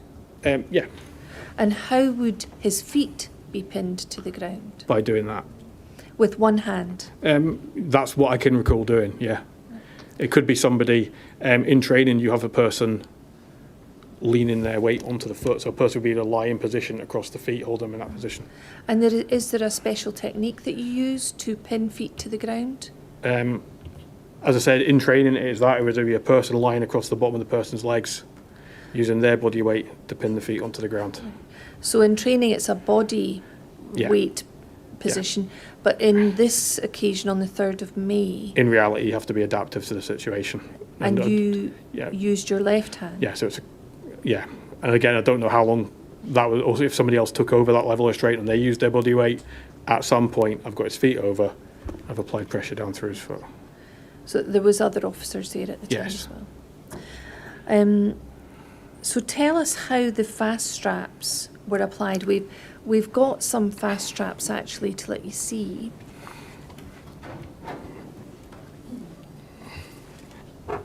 Thank you. I think they're together. Yeah, that's fine. So, one, Were these, did you say Constable McDonough? I think so, yeah. So it was his fast straps. Yeah, I believe so. Show us how you used them. So, basically put around both the legs at the ankle. So you've got both legs in between, straps go around, tightened up and it velcros on itself, so it's wrapped tightly around, wrapping both the legs together at the ankles, and the same at just above the knees. So 2 fast straps Yes. applied at different points of the legs Yes. of Mr. Bile. Yes. Right, you've described how you were using your left hand, your Yes. dominant hand, to pin the feet Yeah. to the ground. At one point. So how do you actually apply the fast straps at the same time that you're using your left hand? I didn't apply it at the same time as using my No. left hand. I said So at one can you point just- I've had his feet pinned to the ground. Other officers have also been assisting, and thereafter have been able to, with the assistance of the other officers as well, Right. put the straps around. So what other officers assisted in terms of applying the fast straps? I think it was PC McDonough and PC Gibson. So the 3 of you were Yeah. applying them. But again, I'm not needing to look up and see who's there. There's a No, set of hands no. coming in and assisting me in applying these things. So 2 other officers helped. Yeah, I think so. And how is it they helped apply those straps? Again, I wouldn't be able to say exactly every action every single person's taken all the way through that. You're having to, move these underneath somebody's legs, so it's a case of forcing it through, and another person takes it to the other side and manages to wrap it over or something like that. So it's just a team effort to manage to move them into the correct position, given you've got the person's weight is on the ground as well. So multiple officers helping. Yes. And are the fast straps put underneath the person's legs and then tied over the top? Yes. And so does that require one officer on one side, one officer on the other? Not necessarily. I can't No. recall if we needed that or not. Ordinarily, when you're training it, one person will do it themselves. Is that when a person in training is not struggling on Yeah. the ground? But when a person's struggling? Yeah. And again, you teach that in training with one person, but in reality, if you have 2 people to make it easier, there is absolutely nothing to mean you can't do that. It's not going to have any effect safety-wise or anything like that. And we've heard that those can stick to material, so stick to maybe trousers or clothing. Yeah. Yeah. And is that something that assists with getting them into position? No. That would hinder you get them into position because you wouldn't be able to move them. Right. But as far as you're aware, other officers assisted with actually applying those Yes. fast straps. And they were secured with your assistance. And can you remind me, what did you say the positions were that they were secured So- on the legs? At the ankle, or maybe very slightly above the ankle, and slightly above the knee. Right. And the process that was followed in terms of applying those straps, was that the same for each of the straps, or did it change? That's the same. Yeah. It's going to be broadly the same. It's the same. You're doing the same thing. Same thing. Yeah. And was PC Tomlinson still there, lying over the legs? He was still there. I can't remember exactly what degree of force he was using. And when There would have been some requirement to move about. If he's lying on the legs, there's going to be people needing to move around to allow us to. Again, I can't remember exactly who was where when, but people are having to move around to get the straps on to get out of the way. And throughout that time that the fast straps were Yeah. being applied, did you remain pinning the feet to the ground with your left hand? No. No. Tell us As what I you said, did. at some point during that, I've got the feet into the kef position and pinned them to the ground. That's not been for a prolonged period. Somebody else has also assisted, so maybe they've continued. I can't remember. I can remember assisting, getting the straps correctly applied and things like that. What was the first strap that was applied? What position was that in? I think it was around the ankles. Did that allow more control over the legs? I don't think there was any special. It did, yes, having it on allowed more control over the legs, but I don't think there was any particular reason why that was done first. No. If that makes sense. And so the ankle area is first and Yeah. then above the knees. Yes. That's certainly the order in which we did it. That's the order you did it. Yeah. By this time, What's the man doing? I'm not sure. I've been down at his legs. There's been some movement in his legs. There's been some resistance during that, but I can't really recall. Again, there's other officers dealing with the upper half of his body. By the time the second set of leg straps are being applied, Yeah. what position were you in then? I think I was close to him. As we finished applying them, I was close to him. I can't remember exactly where. Either kneeling. Yeah, it would have been kneeling on the ground.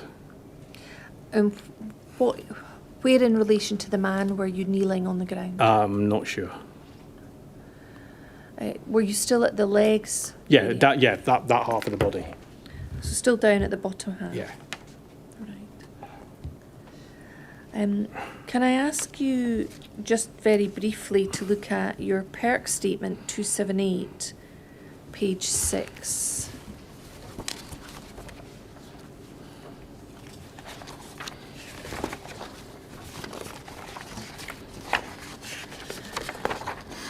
And so it's page 6. We'll look at paragraphs 4, 5 and 6. And so just below the paragraph, I cannot recall what was being said. Let me just read this out to you. PC Payton was closest to the man's head. He was trying to control his arms, leaning across the top of the man's shoulders and trying to get control of his arms. I do not know how much pressure he was using, but he was over the shoulder of the male, and the point of contact was at the top of the torso, male's right shoulder. He was not lying on the man's head or neck area. Is that what you've really told us? I would say today? so, yeah. Yeah. And then PC Walker was in the middle of the 3 officers at the back of the male. He was leaning across the male, but further down his torso, trying to get control of his arms. He was leaning over him face down. I do not know what level of pressure he was putting on the male. He was going from a kneeling position to lying flat. Yeah. Now, when you say he was leaning over him face down, is that you referring to PC Walker being face down? That's how I'd interpret that. And then you don't know what level of pressure he was putting on the male, but you say he was going from a kneeling position to lying flat. Yeah. And how do you recognise that now from your perk statement? When you say lying flat, what do you mean? As in he wasn't somewhere between kneeling all the way up and being all the way down flat. That's again, lying I'm sort of having flat over the man who was on the Yeah. ground. And then PC Tomlinson was further down the male's body at the top of the thighs, hips, trying to control the male's legs. I know PC Tomlinson, and if we could move the screen up slightly, I know PC Tomlinson was having to move about a lot at the bottom of the body, but I do not know what exactly he was doing. And is that, again, roughly where you recollected, at least when you gave your perk statement, Yeah. where PC Tomlinson was? Yeah, it would be. And I was more forward on the top of the male's body at his hands because of the knife threat. I had no idea what had happened to the alleged knife, and I was coming round to the front of him. And that's what you've told us earlier. Yes. Thank you.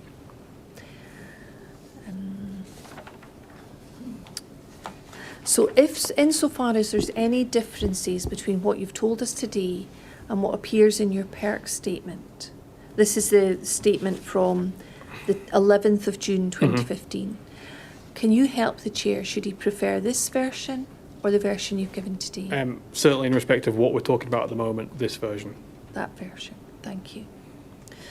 And I wonder if I could ask you to do a demonstration of the various positions that you've described for me, please.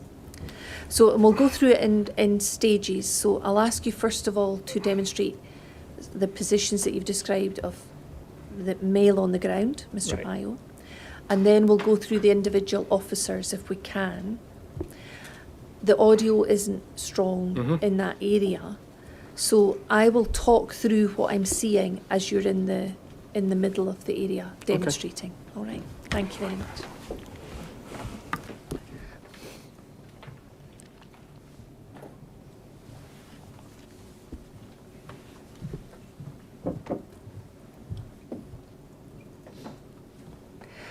Right, if you could show us, first of all, the position that the male was in the ground, on the ground. So sort of between this sort of position.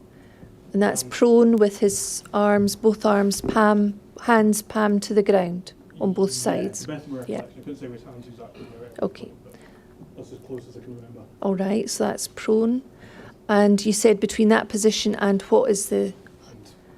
And that's left-hand side with the left elbow on the ground and the right elbow up. I couldn't tell you all that. All right. Something like that. And your legs are on top of each other I couldn't. with I your don't know if feet. PC Tomlinson was down there. I don't know. All right, It'd be like thank that, you. but- Okay. And then if we can turn to PC Payton, first of all, if you could demonstrate So if I the... was still in this position, Uh-huh, he'd be somewhere around here, right. either kneeling or on one leg or something along these lines.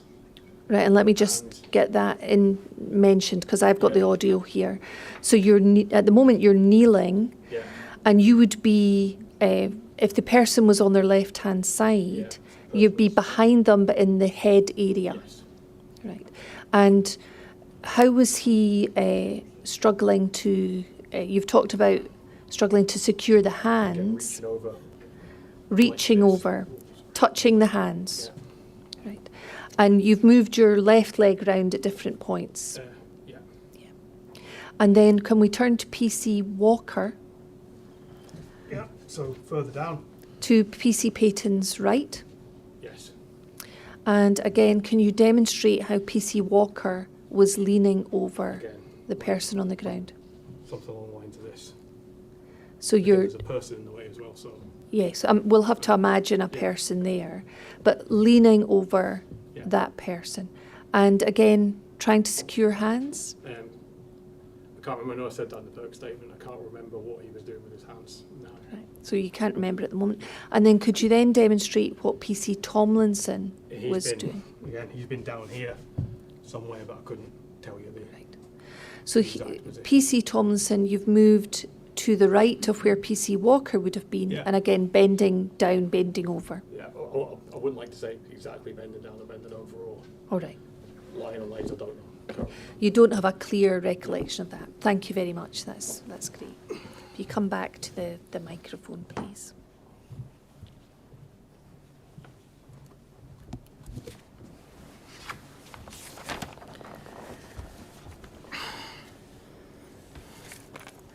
And then if we can maybe go back to your inquiry statement for the moment.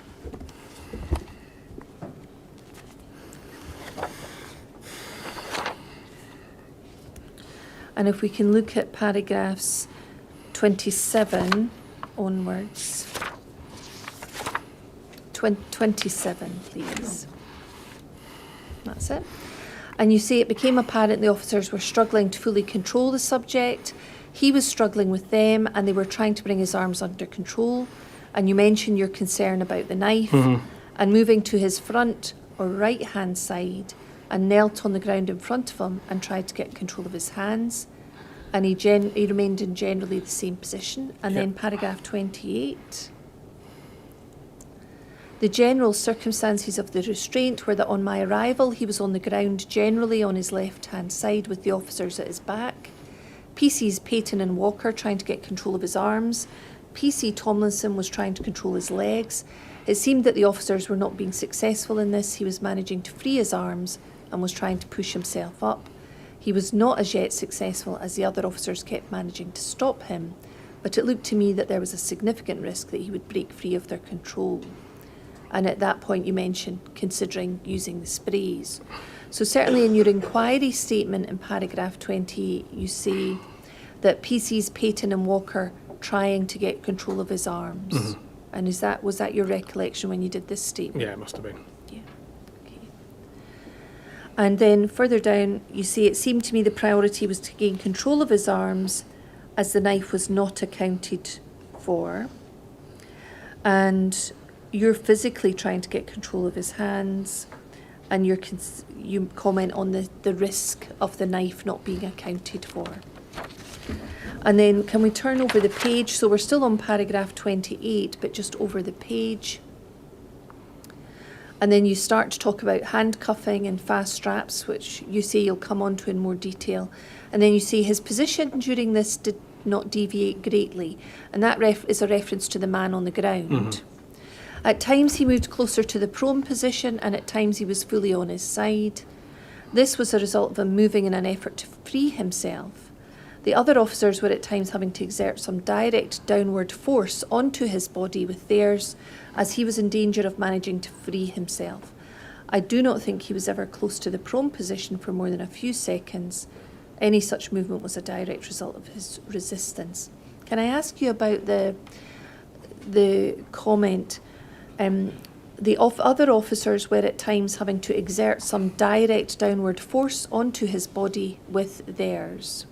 So that was a direct downward force using their bodies, Yes. not just their hands. No. Right. And are you able to give us any assistance with that level of downward force that was being used? Sufficient to stop him pushing himself up and able to get him back into a safer position. Not like a prolonged level of downward force with as far as I could tell, all of somebody's body weight. It was to stop the person managing to push himself up and free himself. So to match the level of force he's pushing back with. So was that downward force being applied when the man was struggling to push himself up? Yes. Right, and then in paragraph 29, you do talk about once the fast straps were applied, I can recall moving away slightly and standing up at one point. Yeah. So that's what you've mentioned previously, moving away slightly. And then at paragraph 30, you say, when you were applying the handcuffs, I applied no weight directly onto him. Any force used was taking hold of his arms and using the strength or my arms against the strength of his to move his wrists into a position where handcuffs could be applied. When applying fast straps, I applied weight to his lower legs, ankles and feet. And I think that's what you've said already today. Thank you. Can I ask you to look, please, at some other footage? So this is the enhanced Snapchat footage. And you may have already seen this on the... So it's a short piece of footage. The first piece is Snapchat footage that's been extracted from earlier footage. Mm-hmm. And you'll see a number of officers and you'll see a close up, and then it'll be played again. This time it's played at 25% speed and 400% zoom. Yeah. So we'll just watch the whole thing through once, and then we can watch it again if that would assist. And I'll ask you some questions about who's there. So if we could do that, please.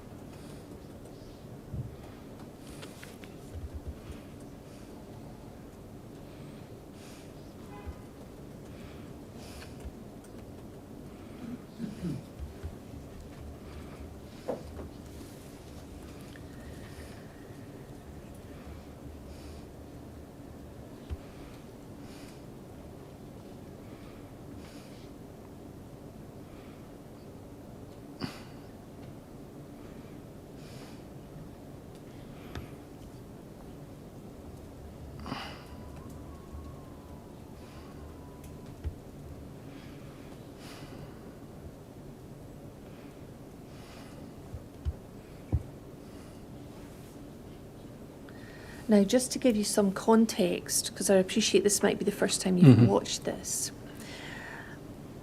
This is a period after Tomlinson has pressed his emergency button, which you've talked about hearing. That was at 7:21:19. Please feel free to use the spreadsheet if you wish. It's after your Airwaves transmission, mail secure on ground. At 7:21:38. So this is enhanced Snapchat from 7:21:38 to 7:22:17. And I'd like to go back into it, please, and look at it again. And we may find it's actually easier to look at the second footage.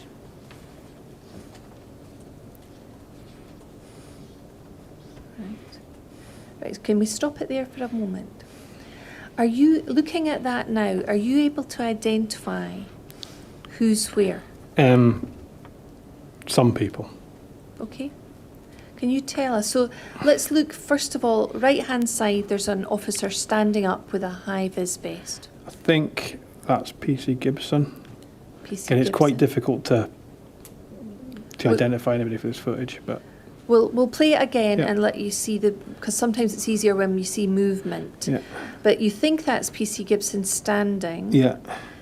And you said earlier today you weren't sure about, you mentioned PC McDonough, Mm-hmm. but you knew that Gibson had arrived with McDonough, but you didn't know where Yeah, Gibson he must have was. arrived with him, yeah. Right. So you think that's PC Gibson? I think so, yeah. See on the far left-hand side as we look at that Yeah. image, do you know who that is? That's myself. That's you. So that's you there. You've got your glasses on there, have you? No, No. I wouldn't have done. You've got a black, is that you can see part of a high visibility vest Mhm. there.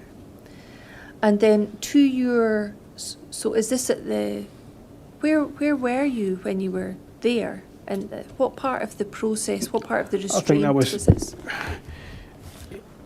Roundabout when we're putting the handcuffs on, Right. I would think. Where was the male's head? Down in the area of where my arms are sort of extending towards. Maybe not exactly there, but that's where his head would be facing, I think. So his head was there. We can see legs on the right-hand side. Yeah. So what direction was his back facing? I'm not sure.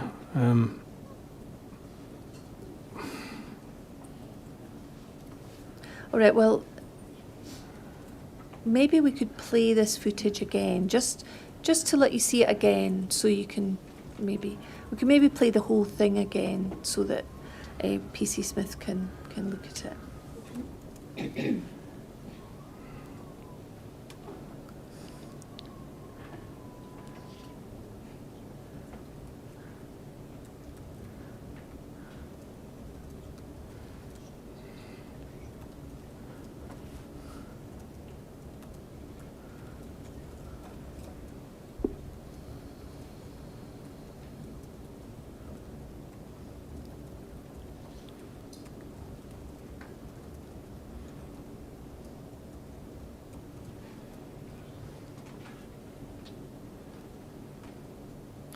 Right, and if we can go back to the beginning of that 25% speed footage. Right, so what we'll do is we'll just come on to that footage and then we'll pause it when we see it on the screen. Right. So looking at the person on the far left, so we're looking at the tile on the right-hand side, which is 400% zoom on the right-hand side, 400% zoom, and looking at the officer who's crouched down or kneeling or sitting on the left-hand side. Yeah. And you said before you thought that was you. Yeah. Right. So what are you doing at that moment in time? I'm not sure. I think it might be to do with the handcuffs, but Right. But you don't recollect at I this couldn't tell you stage. exactly what I was doing at that point. And there seems to be an officer standing to your left with dark hair. Yeah, I think that's PC McDonough. PC McDonough. And then there's an officer, what would be in front of PC McDonough, with their back to the person with the camera. And I think that would be PC Payton. PC Payton. And then to the right, immediately to the right of PC Payton, who was that? Standing up. Yes. I think that's the person that walked round to the leg. That PC Gibson, I think. You think that's PC I Gibson? think so. Could we move on slightly? And then do we see an officer facing the camera, who's now come into view, Yeah. crouched down on the other side Yeah. of the person? And who do you think do you recognise that person? I don't. It could be PC Tomlinson, but I would be guessing. What's going on at this stage? I don't know. Some part of that, the restraint I've described, but All right. of Well, thank you. We'll leave that. Can we just play this to the end? So if Gibson and McDonough are there, was this before or after the leg straps have been applied? before, I think. Before. Sure.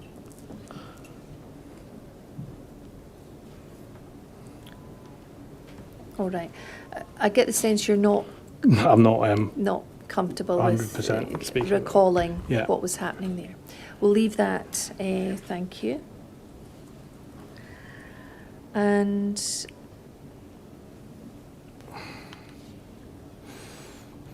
On a clock, Ms Graham, would that be Oh, a yes. convenient point to stop? yes, that would be. I'm about to move on. Very well. We'll sit again at 2 o'clock.